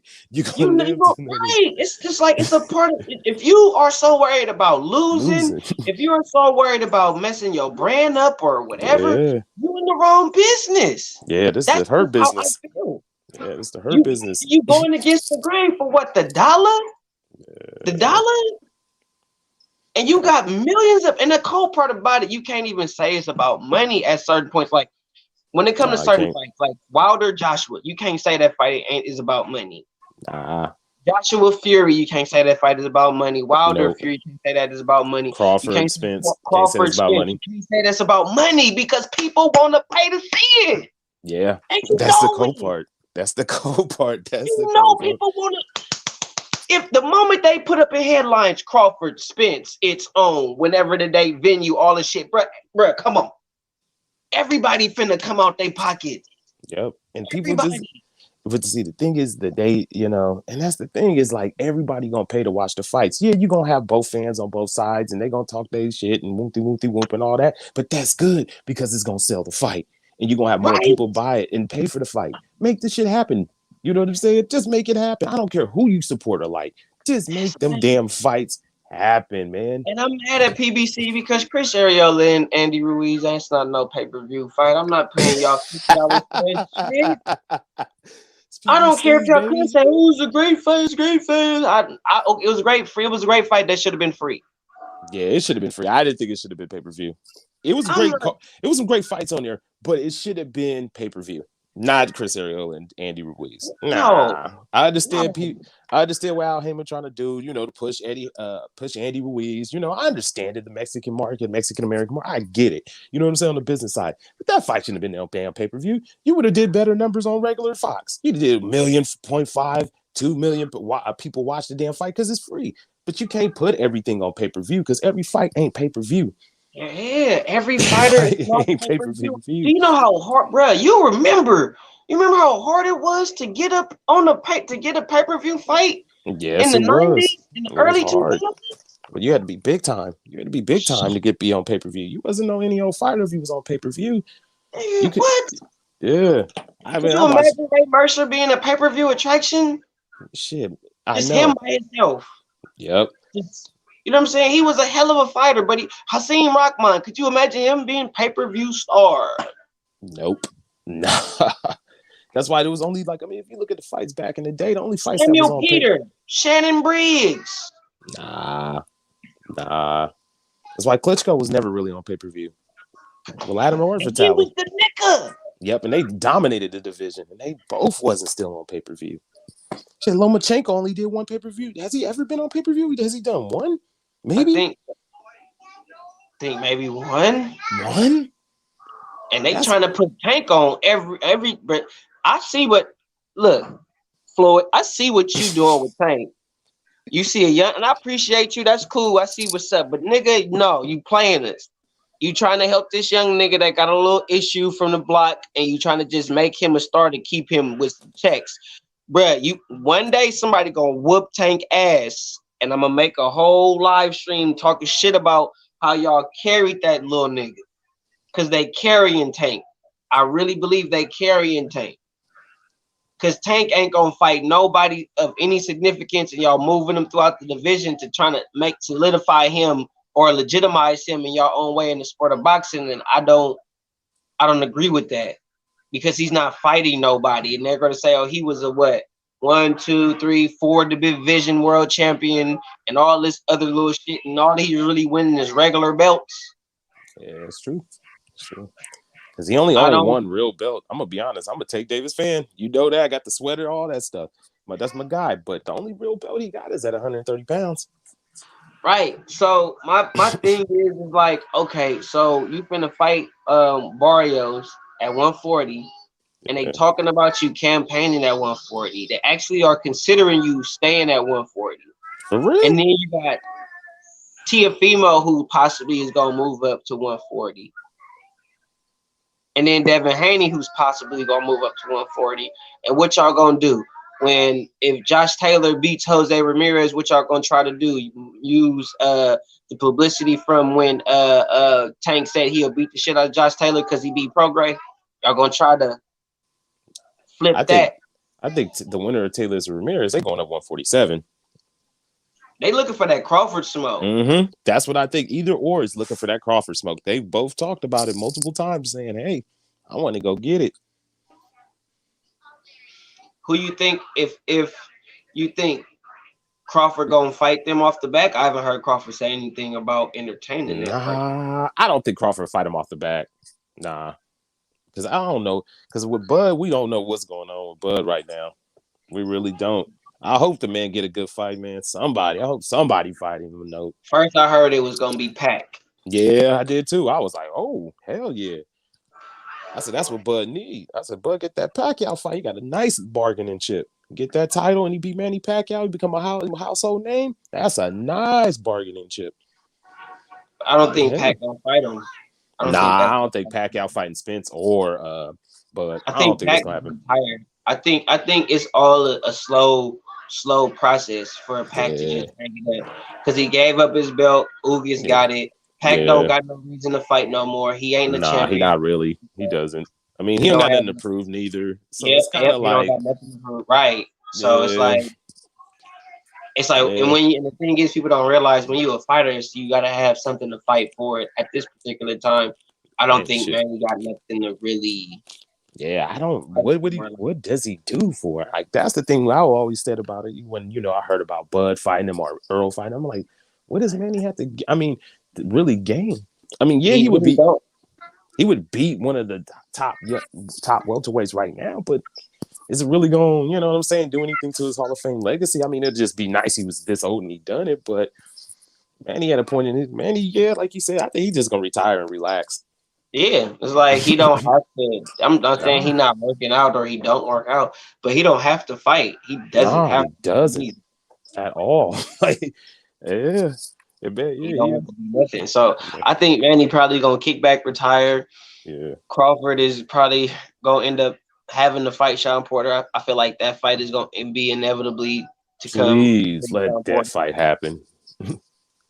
And I think if we stop Sean Porter, it's going to say a lot, but it's still going to create the narrative that Sean Porter is probably past his prime, old and all that. Nah, I don't want to hear none of that. I don't want to hear none of that. Got a funny feeling. I'm telling you. I know. I expect at this particular time, bro. Out of all the time, and I haven't been on YouTube but almost a half of a decade, and from what I've seen, the narratives come from so many different angles, so many different places. So you never know what the narrative may be, and it could be, you know, getting Spence's leftovers. I don't want to hear none of that. I don't want to hear none of that because I don't care how much you like Earl Spence. You know what I'm saying? I like Earl too. Bud is cool. I like Earl, and I like Bud too. But the thing is about that, like, you got to give that man full credit because Sean Porter ain't never been knocked out. He's never been dominated in a fight. Who's dominated? Nobody. Who's knocked him out? Oh no, Kell Brook. Kell Brook is the closest one to do that. I'm sorry, Kell. My bad. Yeah, closest. Yeah, Kell Brook. Yeah, take fair that Kell Brook. But then after that, who? Nobody.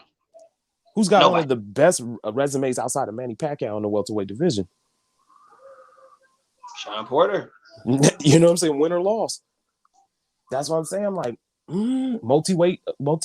two-time welterweight champion? Mm-hmm. He's been in there with everybody. I don't care how much you like Earl Spence. Nah, bro, you woofing. You woofing. You can like Earl all to the moon, to the sun, and everything, but nah, hell nah. He stopped Sean Porter. Oh my God. I'm gonna be like, whoa. Let me tell y'all something. If Terrence Crawford stops Sean Porter, Errol Spence is most definitely, I can promise you. I've already said without that happening, that Errol Spence and Terrence Crawford is not happening. No, but it's if not. Terrence Crawford knock out Sean Porter, you can bet your last dollar that Errol Spence is not finna fight Terrence Crawford. You can bet your last dollar. Everything you own, that fight is not going to happen. Because Errol gonna be like this. Nope. Nope. Nope. Not gonna happen. I don't think it's happening anyway, Tay, to be real. Exactly. I don't even think it's happening. Anyway, I'm over it, Tay. I'm so over that Earl Spence and shot, but I just like I don't care who you support. I'm done with it. Like it's just I don't want to hit just. I'm done with them. Just like, I never really entertained it. It was just it was one video I had where people was hitting me up on the gram. It was like, what you think about Earl Spence saying 60-40? Oh, Earl Spence said 80-20. You know, just hit me. I'm like, bro, it's not happening. It's not happening. I don't care about. He's showing the moment he said, I don't care about what he said as unified champion. I don't care.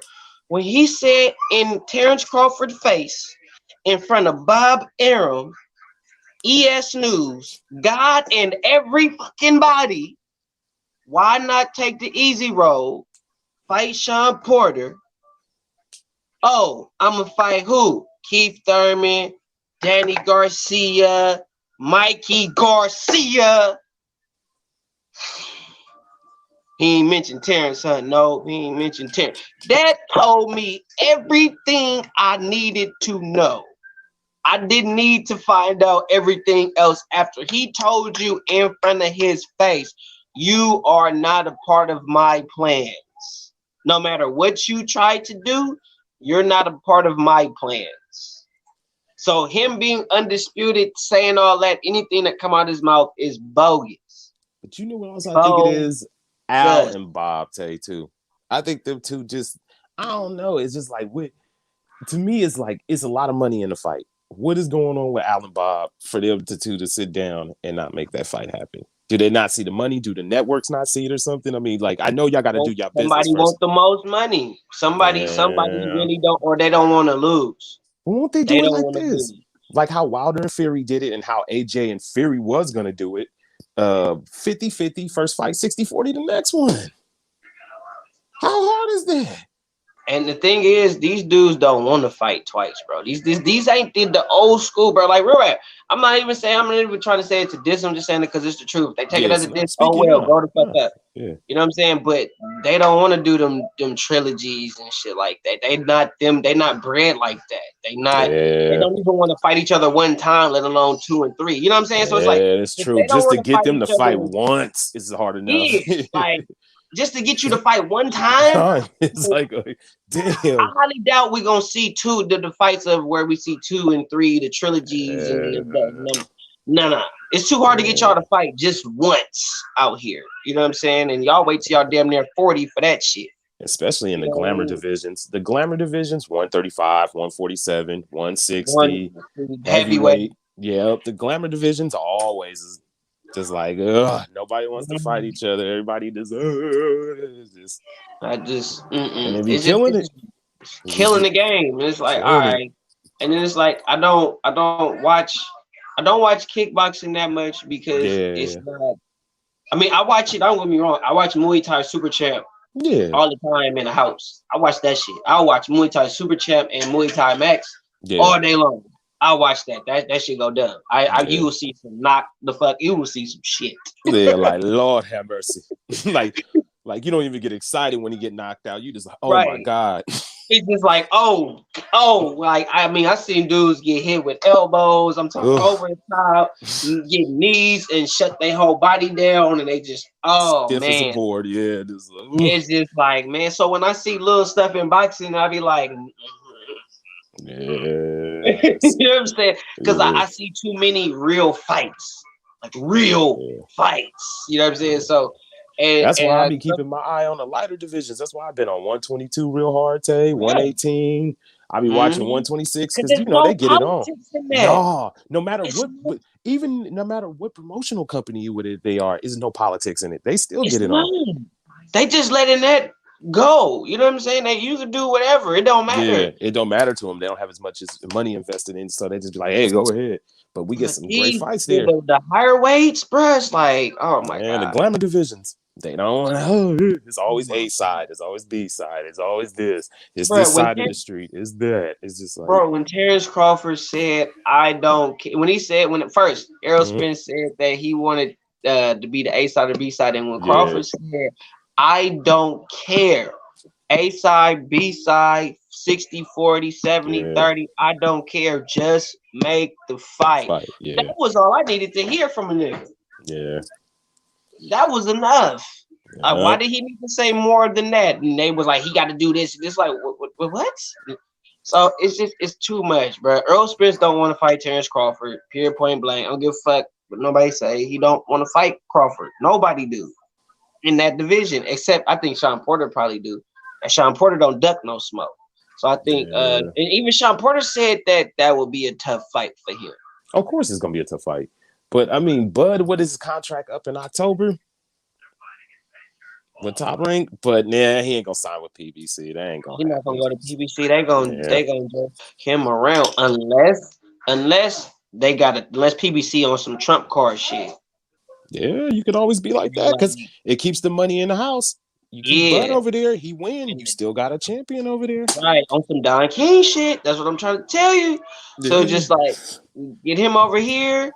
And we pay him a little something. We give him your whoop. They're gonna have to pay him though. They're gonna have to pay him. You got to. You gotta pay him because I mean the thing. Because 3 division, 2-time lineal. You gotta pay the brother. Pay him like he weigh. Pay him like he weigh.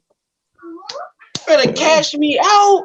If you're gonna bring him over there, because I don't think Bud staying with Top Rank after this. Bruh, if PB, I think he might go to PBC because that might be a best chance of making a Spence fight happen. Maybe. But if Eddie, we don't know. And Eddie is relentless about having a good team, and Eddie don't got no problem pulling up on you either. Eddie may be a good move for him too. Eddie'd be a good move Eddie, because he'll promote Bud. bro, once he get free, Yeah, he'll promote Bud because I don't know what the hell Bob Arum is doing. Bob Arum is, you know what? To be real, he just crazy. cheap. He just cheap. He just cheap. He is. Bob is cheap as hell. I'll be like, Bob, pay your fighters, man. Damn. He's cheap. It ain't that he broke or he really won't for nothing, or if he pays certain fighters. Bob all right, been in the game Jules. yeah. I don't think that. I just think that he just broke. I think he not broke. I think he just cheap. Yeah, Bob been in the game for 40, 50 years. He ain't broke like that. And he got that ESPN deal. Bob just don't want to spend no money. He don't. He just don't want to spend no money. He greedy and he cheap. He like, why give Crawford all? I think the only person he gave money to was Manny because he knew he was gonna get money back in return. Yeah. He knew that.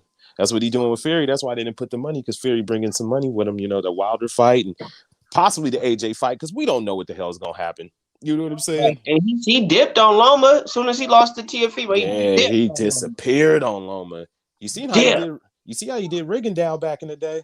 Mm-hmm. He did Rigo. I was like, man, dipped on Rigo. Then as soon as Loma lost, he was just dipped in the wind. I'm like, Bob, come on. And then Tio got on from Bob to get that Triller contract. Yep. Bob only wanted to give up $1 million. I know. I was like, Bob, I understand it's just a mandatory fight, but damn, you got to pay him. Man, as a unified champion, you got to pay the man a little bit more money than that. Pay me, bro. I'm unified. Yeah, especially young kid like that. You know, what, 23, 24 years old? You got to pay them. You got to pay me, bro. Yeah. They didn't want to pay him, so, you know, it's crazy with old Bob. Like, Bob is just don't want to pay nobody, so they like, I'm getting on. You know what I'm saying? Floyd was smart enough.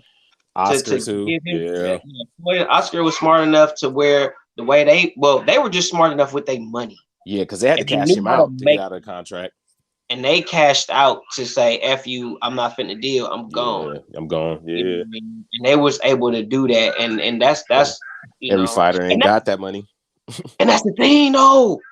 You fighters are idiots. Because Floyd and everybody before y'all showed you the blueprint of what to do, what not to do, and what y'all should be doing is getting y'all businesses and sponsorships outside of boxing to where y'all not dependent on the checks y'all get when y'all get in the ring. Because when Floyd fought Oscar, Floyd was not dependent on boxing to pay him. He already had endeavors outside of boxing. Right. Yeah. A lot of these young fighters got to learn that. And they too busy thinking, I gotta get this money. Bruh, what about what you doing outside? Yeah. What you doing with your money? Yeah, because you can't box forever, man. For real. Like, you need to be, but anyway, I'm sorry that I'm too smart for the average motherfucker. But either way, bruh, it's like, I feel like fighters nowadays, they making excuses, but really y'all got so much more now where y'all could do much more, and it's easier for y'all to do that. It should be so much easier for y'all to get businesses. Y'all getting 2, 3.5 whatever $1 million a fight. Yeah, invest that money. Invest it in some businesses because you don't know how long your career is gonna be. I don't care how good you are. You don't know how long your career is going to be. So you got to start looking outside of boxing. So when that boxing money comes, that's just that extra plus. So you can get it on. You're not stressing about money. You're not like, oh my God, I got to fight this week. I got to make sure it's boxers. That's why you see a lot of boxers be going broke afterwards. Boxers broke afterwards. Tons of boxers struggling financially. Shit is ridiculous, bro. It's sad. It's like, damn. It's only boxers. Mike Hart asks, he said, what's going to happen? No undisputed? Well, we don't know. Where we at right now, we just going to let stuff play out because nothing has been said that there is no undisputed. Nobody's came forward and said that I know of. So we still are going to have undisputed, hopefully. You know what I mean? I'm not finna take nothing out until they say it's not gonna happen because it's on box red.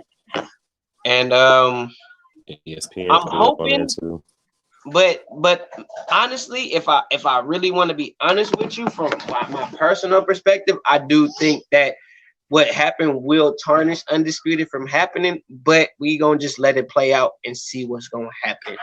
I'm not gonna be the pessimist of the situation, even though I really want to, but I'm not gonna. Of course. Of course, I mean, I understand people's frustration behind it. And even me being a diehard Wilder fan, I understand people's frustration behind it because it's like, even I was ready for it. I was just like, hey, I'm ready to see AJ and Fury get it on. I want to see who the top dog of this era is. You know what I'm saying? That's what I really wanted to see. Even being a diehard Wilder fan, seeing this man go to his fights, all that stuff, I still wanted to see this fight because this fight, it has merit. We ain't had an undisputed champion since Lennox Lewis. How long ago was that? You know what I'm saying? You know what I'm saying? Since Lennox Lewis. It's been a long time. You know, and then now this get put in here. I didn't know what, I didn't even pay no attention to it. I thought it was just gonna be like a little step aside money. Okay, they're gonna do their thing. But we'll see what happened from it because I don't know. It may not stop the fight. You know? It may not.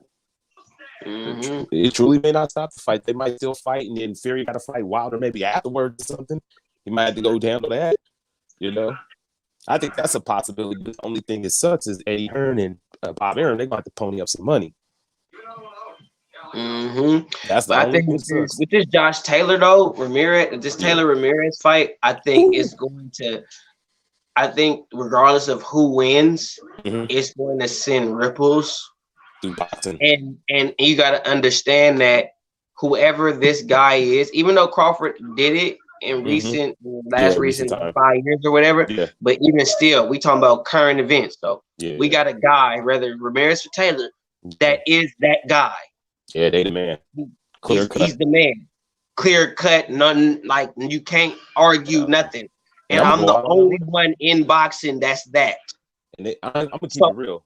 If you undisputed Tay with me, you on my pound for pound list. If you went off full belt to the division, you on my pound for pound list. I'm sorry.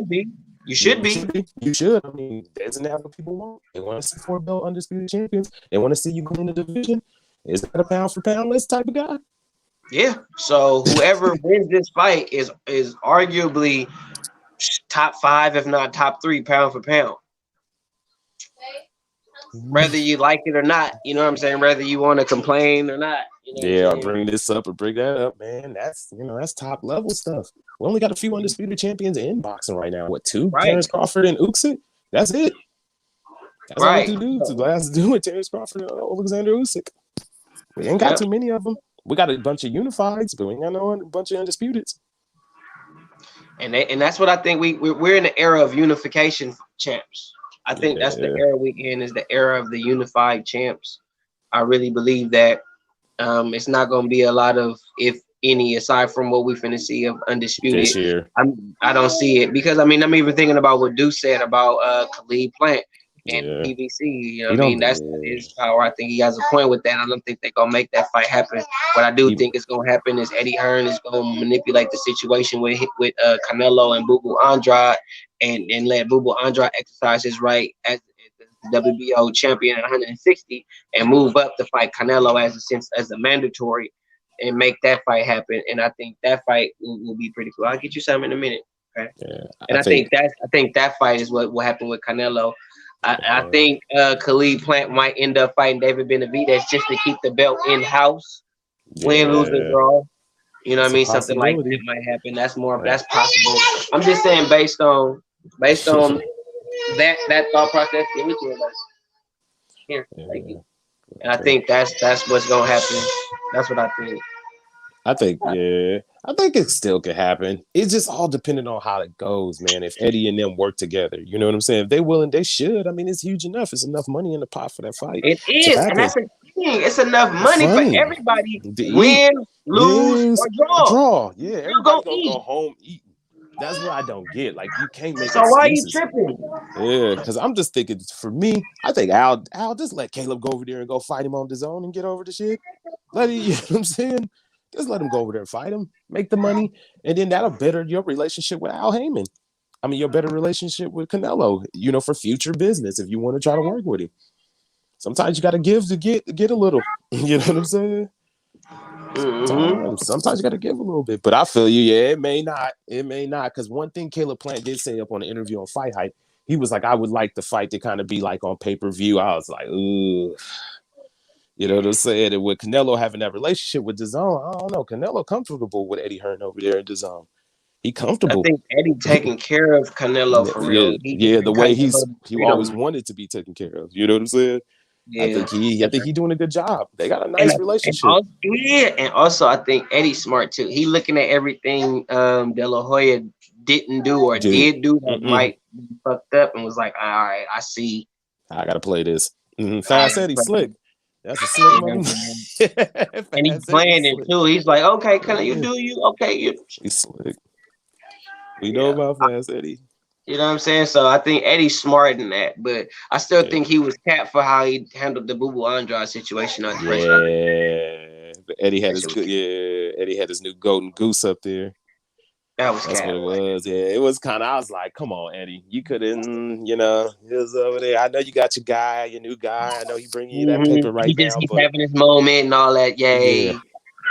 Yeah, he's having this moment. Like, come on now, come on. We don't understand. I understand the business aspect of it, but you still gotta. You know what I'm saying? That man Boo Boo been over there with you for years, man. You ain't got that man no fights. What's going on?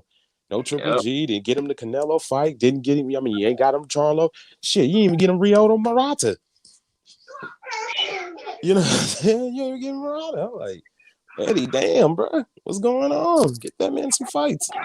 Push the button. Push the button. You know? I just think it's going to be really hard right now for Boo Boo to get the traction he need for that fight, for real. Yeah, true. That's very true. Canelo got his eyes set on that IBF belt. Yeah.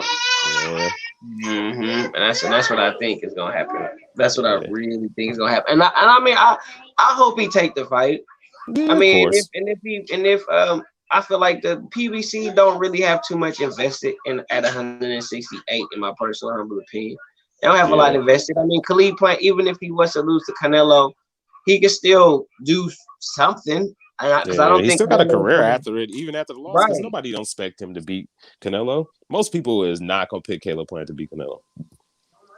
You know what I mean? So, and I think Canelo gonna end up probably vacating or something anyway, moving up to 75, what he said he wouldn't do, and probably fight whoever is undisputed at 75. Ooh, and I think he better be careful about that.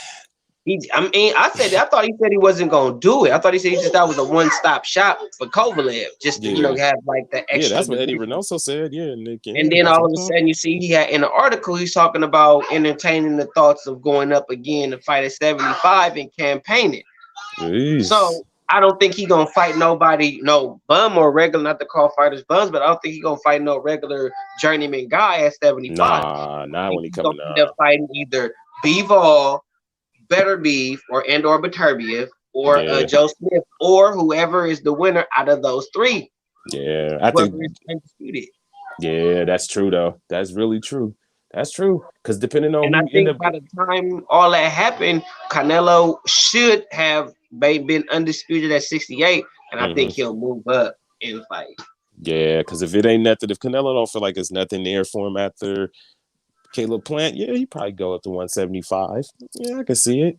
I can see him going up there. I mean, there's some good fights up there for him. Who you think if he go up there first? Who you think he gonna fight? Joe Smith Jr. Me too. I was just about to say that. I swear to God.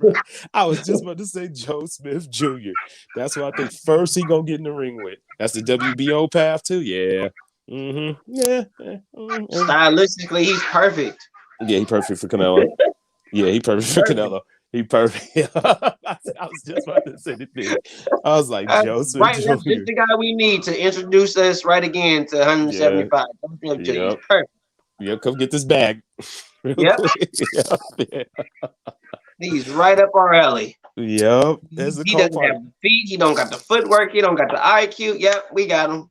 And we ain't trying to hate on Canelo. We just being honest. So don't, you know what I'm saying? Don't start there. You already know, Tay. It's like, but it's true. It's like fight Joe Smith, and then it's like, we're going to think about Bivol. No, we ain't going to fight Bivol because he a little more active. Nah, he ain't going to be first fight. Unless he look really bad. If he starts to look bad, they might go after Bivol.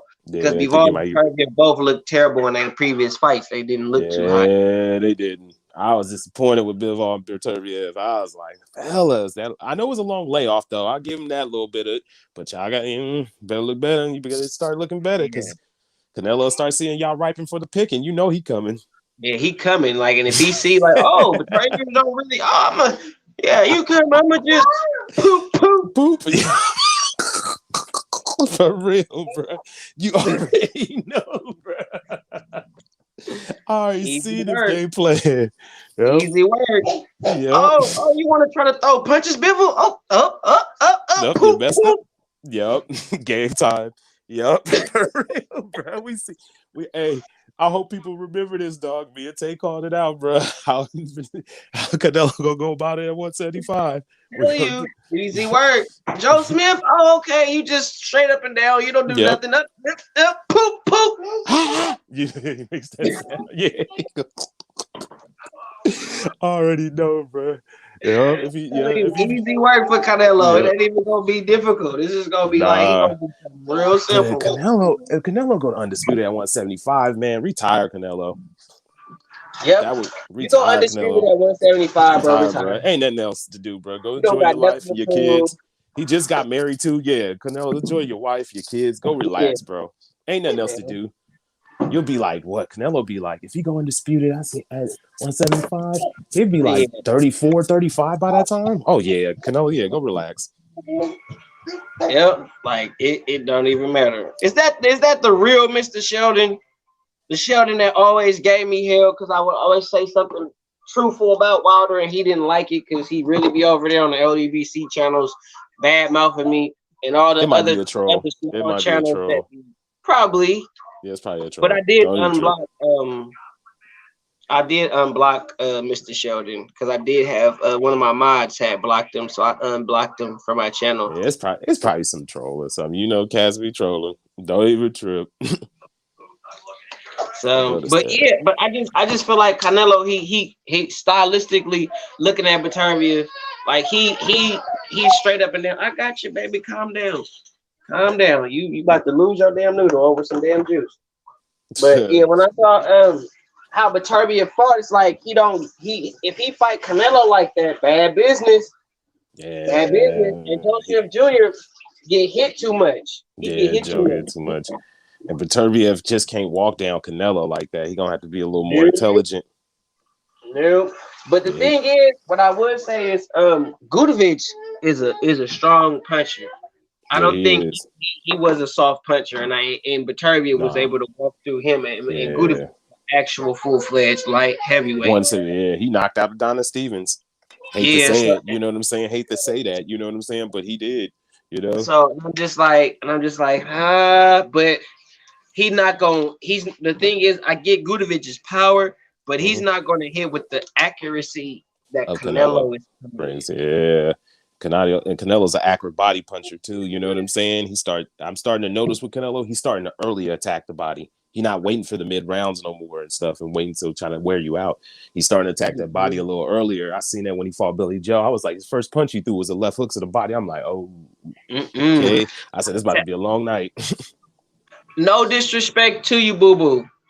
I love you, but if you fight Canelo like you fought, who was that? Who was it? Martin Murray or William? Whoever the hell you fought. Liam Williams, bruh. Yeah, he Canelo gonna hurt you, bruh. Yeah, he gonna dig to your body, and bruh, I'm telling you. And I love you, Andrade. I do. I think you're a hell of a fighter. I really do. But Canelo is gonna dig to your body. You don't move enough. You don't Canelo has no problem staying in your shit. Yeah. He has no problem doing that for the whole 12-round duration. Yeah. I'm just like, man. I know. It's like, boo-boo. Damn, bro. I don't know, bro. We don't want to see Canelo don't got no problem investing down low to the body. He really don't. No, he don't. I was like, ooh, yeah. I said, he's starting to go early to the body. He early trying to systematically break guys down now. I'm just like, I said, boo-boo, you're going to have to have one hell of an effort to beat that man. I'm telling you. One hell of an effort. If you don't, it's gonna be all bad. You're gonna be on a highlight reel. Yep. And I don't want to see that for him. I I really don't want to think see my boy Dreads on the canvas. I think he's better than that, and I feel like he got to be sharper. He got to have it. He got to be right because Canelo coming in everything Canelo throw, it got bad intentions on it. It's not. It's not. So, nah, he trying to hurt you. Every punch he bring it to you. You cute. And he done got sharp with his counter punching. He got a little head movement and upper body movement now. Yeah, he said he's starting to come into himself more and more. And he just getting better with it the more he fight. And it's just like, all right, bro. And he's been active too. He's been active. Jumping in and out of that's the thing. You gotta give him credit where credit's due. Even if you don't like Nello, you gotta still give that brother his credit. That man, he's doing the right stuff. And a lot of people don't like Nello.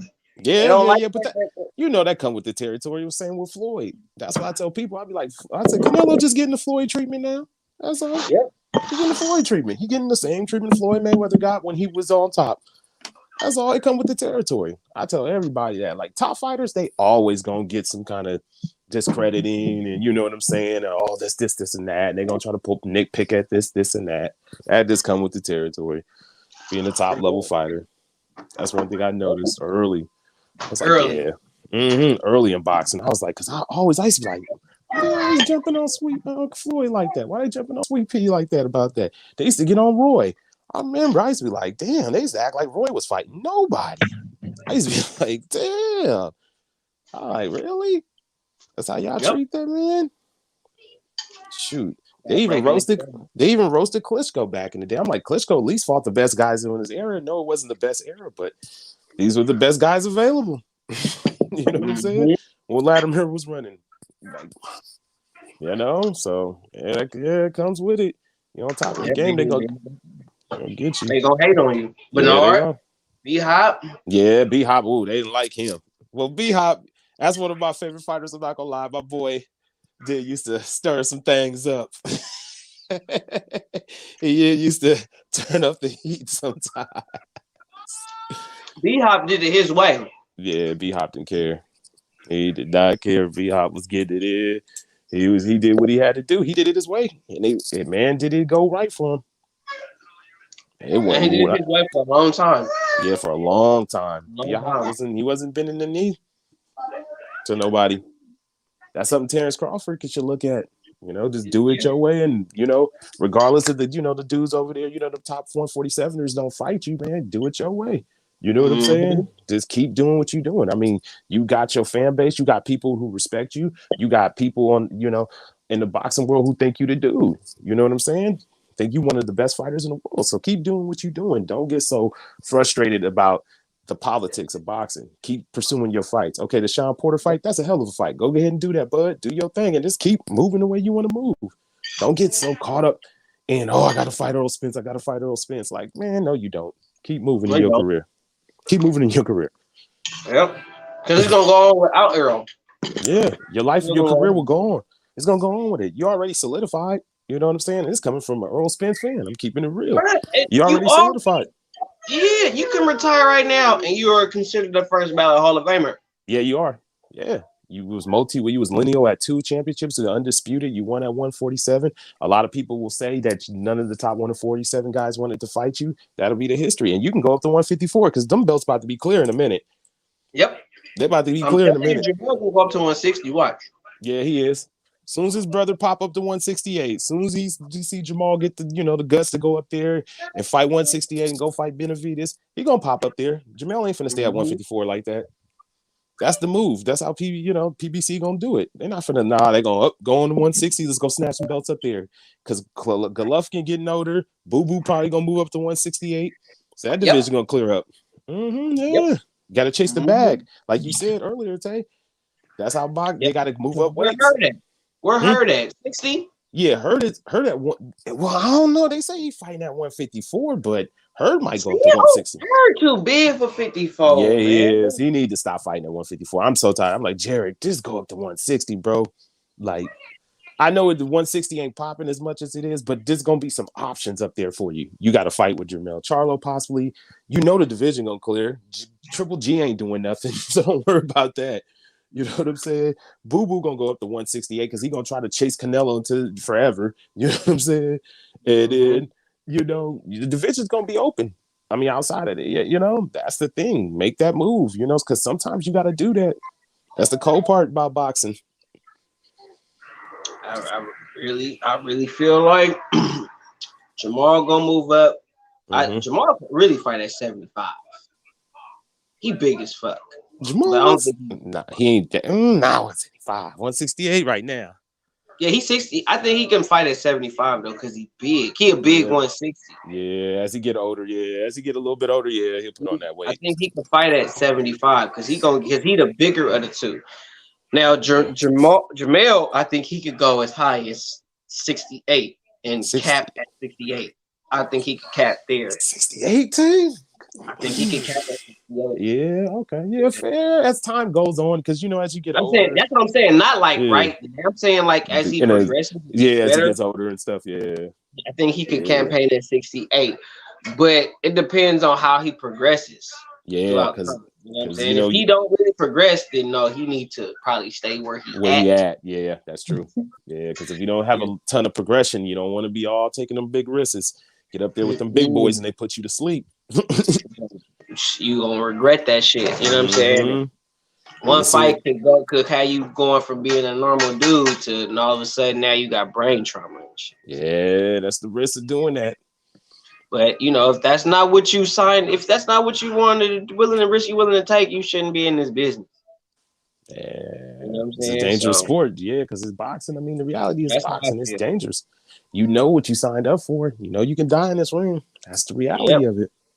I mean, the thing about it, the cold part about it, and to be real, to be all the way real, it's not necessarily you could die in the ring. You could die later, few days later, outside. Yeah, brain damage.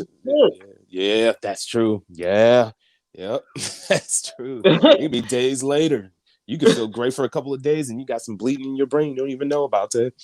Next thing you know, first time you fall, bump your head, or your kid come by, daddy, pop it. Yep. Over. It's happening. You know what I mean? So, you know what I mean? But that used to happen when fighters was like fighting like regularly. Yeah, these fighters don't fight enough for those type of scenarios, which is smart. They thinking because they trying to make the excuse if we don't fight top dude after top dude, y'all don't fight enough. Y'all fight once a year. So you mean to tell me if you fight one big fight once a year, you're gonna have brain damage? You fight one big fight a year. You only fight once a year, and the dudes you fighting are BC level.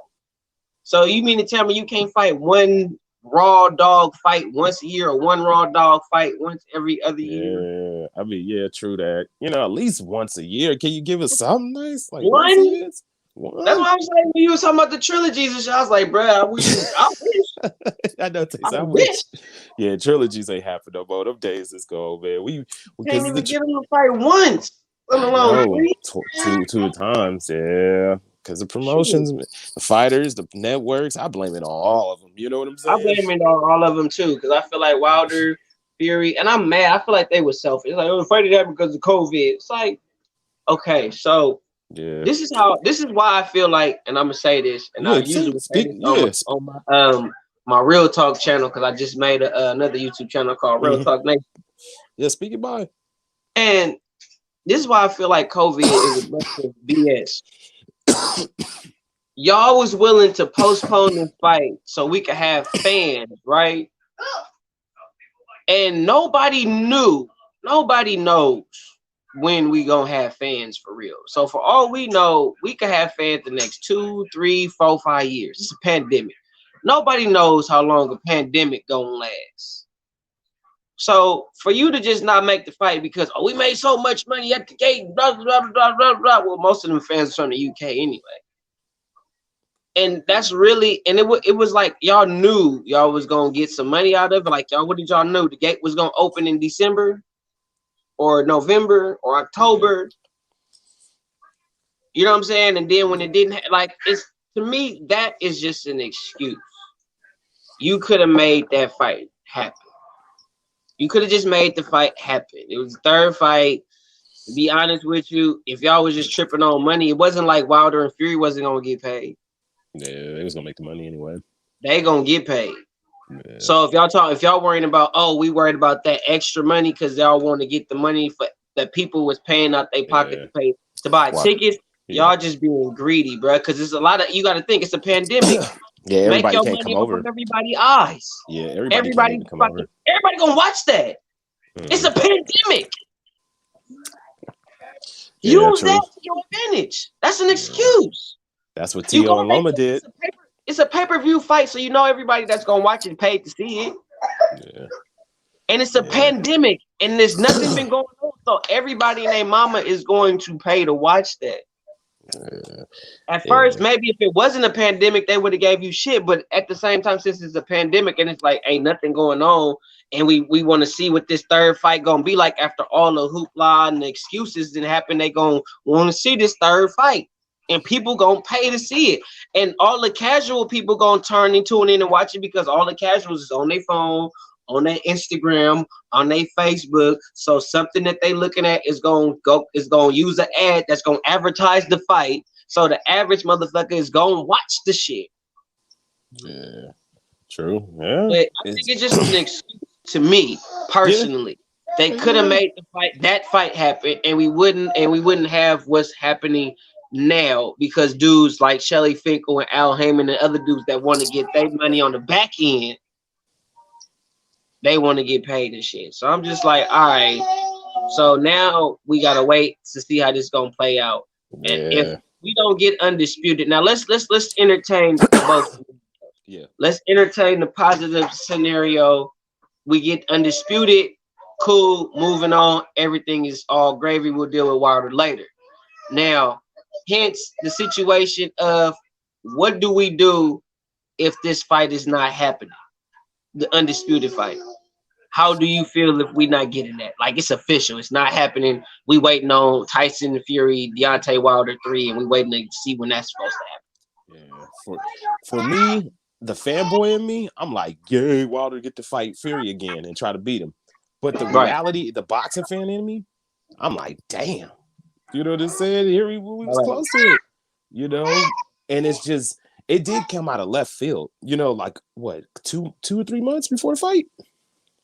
It just came out of nowhere. I'm thinking because the whole time for what I was seeing, I'm like, okay, maybe Wilder just gonna get some step aside money. Maybe Wilder might get a guarantee after, you know, Fury fight. If Fury wins, he can get a shot at him. You know what I'm saying? Maybe something like that. I didn't expect nothing like that. I was thinking Wilder gonna come back. I was hoping he'd fight Dillian Whyte for real. That's what I really wanted him to fight. I was hoping he'd fight Dillian Whyte or somebody like Andy Ruiz or maybe Charles Martin, just somebody get back in the ring. You know what I'm saying? So for me, yeah, it was just like, damn, now here we are. And I mean, for AJ, it sucked for him because here's the second time this happens where he doesn't, you know what I'm saying? He think he close to getting his undisputed bout and then something gets in the way for him again. You know what I'm saying? And that sucks for AJ and Fury fans and boxing fans in general. For the boxing fans don't want to see it, and for Fury's fans and for AJ fans, it sucks for them. Because I know most people don't want to see Wilder and Fury fight again. Outside of us Wilder fans. You know what I'm saying? That's it. To be honest, I'm gonna be real. That's the only people that really want to watch it. You know, outside of that, you know, you maybe get some people that just something to watch on Saturday. But you know, I understand how people feel. It's just like, damn. But something was a little weird because Bob Arum and Frank Warren, they was both just kind of just, I don't know. The whole time they was talking about this fight, they was negative. You know what I'm saying? Bob and Frank, if you watch the interviews, they was nothing signed yet, nothing signed yet, nothing signed yet, nothing signed yet, nothing signed yet. It comes out right after Tyson, like 2 days after Tyson Fury say that the AJ Wilder. That's why I don't find it to be. I really don't think it's a coincidence that happened. Yeah. I don't. Tyson Fury say, "Oh, the fight signed, da da da da, whoop whoop." And then Saudi Arabia. I just talked to the Prince. Yeah, we thought it was good to go. I thought it was good to go. You see it, the fight is on BoxRec. It's the official and all that. Yeah, everything's looking good. Then boom, out of nowhere, just I'm getting off of work. I'm looking. I'm like, what? I look on your ESPN, the notification pop up. I'm like, hold on, if it's on ESPN, then. And I go on Prox and see. I'm like, damn, the Atlantic got it on there. I'm like, damn, Yahoo Sports. I'm like, oh shit. Yep. You know what I'm saying? And it cooked like wildfire, and I was just like, Wilder fanboy fake new media and Ego and Dante's Boxing Nation finna cover this shit, and all these other niggas in the LDBC finna run with this shit like it's the fucking new thing and all that, and Wilder is this, and I'm finna hear all this bull doo-doo. And it's like, all right, here we go with this Wilder cap again, and Wilder is holding up the game and all that, and it's just like, all right, look, Fury, Wilder, y'all just need to fight, get the shit over. It's kind of like that bitch you just need to fucking get on with. It's like, go ahead, this fight and get this shit out the way. Yeah, just fight, get over with. All right, have y'all trilogy, fight, get over it. Whoever win, whatever. Yeah. I want to see undisputed. I honestly feel like if, and I don't really think Wilder could beat Fury. I'm just saying it as an unbiased person. As an unbiased person. You got enough evidence to see it. You got your evidence to see it. You know, you had the last two fights. Right. If Wilder beats Fury, Wilder is not gonna fight AJ, and it's not gonna happen for undisputed. Wilder, if he beats Fury, he'll be a WBC champion and he'll be lineal. Fury will have nothing. He won't have nothing to run back to. Nothing. Fury will go probably off in the sunset or something. I mean, if they do fight and Wilder do win, me as a diehard Wilder fan, Wilder, you got to fight AJ. If you do win, if you beat it, if this fight even happens and you beat him, you got to fight the man. You got to make it happen. Y'all blew the damn fight last time. That was bullshit. You know what I'm saying? Y'all blew the fight. You know, if you do win, but I don't even know if they're gonna fight or not. I want to see it play out first. Yep, I just want to see how it play out. Yeah, because I don't even know if it even is. It might just be some money and a guarantee for another fight afterwards. Yeah, so I'm just hoping that it's on some because it was also something that came out to where, from what it looked like, Fury just has to fight Wilder probably this year. Yeah, because I seen something about an extension. I did see something about an extension. Yeah, right.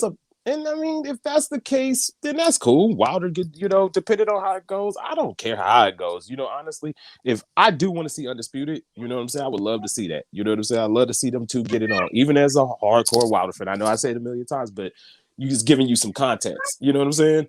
And yeah, you know, if it happens, cool. You know what I'm saying? I'm down for it. You know, Wilder takes some money. If I don't think Wilder would let the fight get pushed back. Let that happen. No, I don't think. And you got to think. You got to be real with yourself. If you Wilder and I'm Fury, would you let me fight AJ and get in a situation where I possibly lose my belt and then fight you, just for the sake of fighting you, or would you want it to be where it would be for yo to get your belt back? Yeah, I would want to fight to get my belt back. So you would put me in a position where I couldn't fight AJ. Because from Wilder's standpoint, you know he ain't finna, you know, you already know, bro. Like, that's the thing. Like, if I'm Wilder, then I'm in a standpoint, and I know, like, oh, I want to, you know, I'm trying to get my belt back. I'm trying to get that fight back. Yeah, I'm gonna try to get in the way with it because he feel like he don't owe none of them nothing. And then that's the thing about, you know, that's the cold part. He think like, oh, I don't owe them nothing. Fuck them. You know what I'm saying? So he, you know. Even though in a sense, I'm kind of like, well, Wilder, just, you know, take some big bread, bro. You get the fight next guaranteed, dog. Get you in there, get you whatever you and Malik Scott working on, get some fights in. You know what I'm saying? That's what I would, you know, maybe something to be better for you. But, you know, it's just like, damn, that came out of nowhere. I was like, damn. I thought it was done. You know what I'm saying? I thought it was done. I was ready. August 14th, I was going to be the first week back at work after my summer break. I was down. You know what I'm saying? Even as a Wilder fan, I was going to watch that shit. I'm like, it's on. I'm going to chill and come back up. Okay, Fury and AJ. Nah.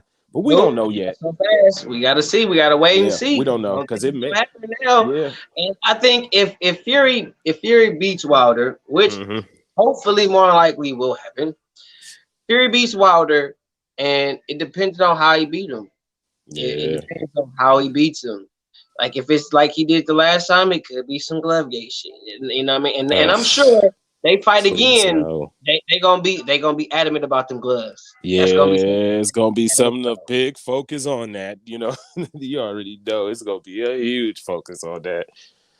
But we don't know yet. We don't know. That's why I'm just Don't like, know. I man. mean, it's speculation at this point. We really don't know. I Like I mean, said, yes, for the the next 30 arbitrator. days is gonna be next 30 days is gonna be. I mean, the arbitrator said it was binding and stuff like that, but we don't know what the hell is gonna happen. You know, because I mean, that's just saying, okay, this is one thing you have to fight this man about this time. But then I heard it's an extension. You know what I'm saying? So that's the thing where I'm looking like it's still, you know what I'm saying? The undisputed is still possibly there. Just depending on how they work this out. It's gonna have to come down to Bob Arum and Al Heyman and Fox and ESPN. Them four. Is that's what it's gonna really come down to. Them four sitting down, coming to some conclusion to make the, to make this situation work for everybody. So everybody's happy. You know what I'm saying? Like, this is boxing today where everybody's happy. Everybody gotta be happy. That's how you gotta do it, bro. That's how you gotta be. Real rap. They gotta figure a situation. They do, man. Just figure it out. Figure this shit out so everybody happy. Okay, like fuck. So like this. You know, I mean, my thing is, I just want to see y'all all fight each other, win, lose, or draw, regardless. I just want to see all three of them fight each other, regardless. I mean, we already seen Wilder fight already and Fury fight, but let's at least, let's see AJ and Fury. Let's get that first, and then we can see the winner fight Wilder afterwards. You know well, Braveheart, if Wilder loses again, I think he would retire. Because if Wilder loses, what else do we got to go after? What else do we? You know what I'm saying? Like he don't. That's why I was feeling like Wilder should fight like either Charles Martin or that other dude he was supposed to fight. I felt like he should fight somebody. Yeah, I think he should just fight to get him. His feet wet again. Like just to get, yeah, you know what I'm saying? He don't have to jump right into that. He could just be like, F Fury, I'm coming for you. Don't think, you know what I'm saying? Matter of fact, I'm gonna kick my feet up because I'm a G. I'm gonna let you fight Joshua, right? And I'm gonna get the winner. And I'm gonna, you know what I'm saying? If he really bought it, I think that's what I would do if I was him. I would just let AJ and Fury fight. Just let it get it in, because you still got a chance to fight him. I mean, if they fight in August, you can wait until like December, or y'all can do a football season, February again, and so y'all can promote the fight enough time, no matter if it be AJ or Fury. But it probably, you know what I'm saying. No matter who it is, you can still promote the fight. You know what I'm saying? Let them just get that shit in, Deontay. Even though I was me being a hardcore Wilder fan, I'm like, let them fight that fight, bro. Let them get that in. It's in August. We only got a few more months. Let them fight.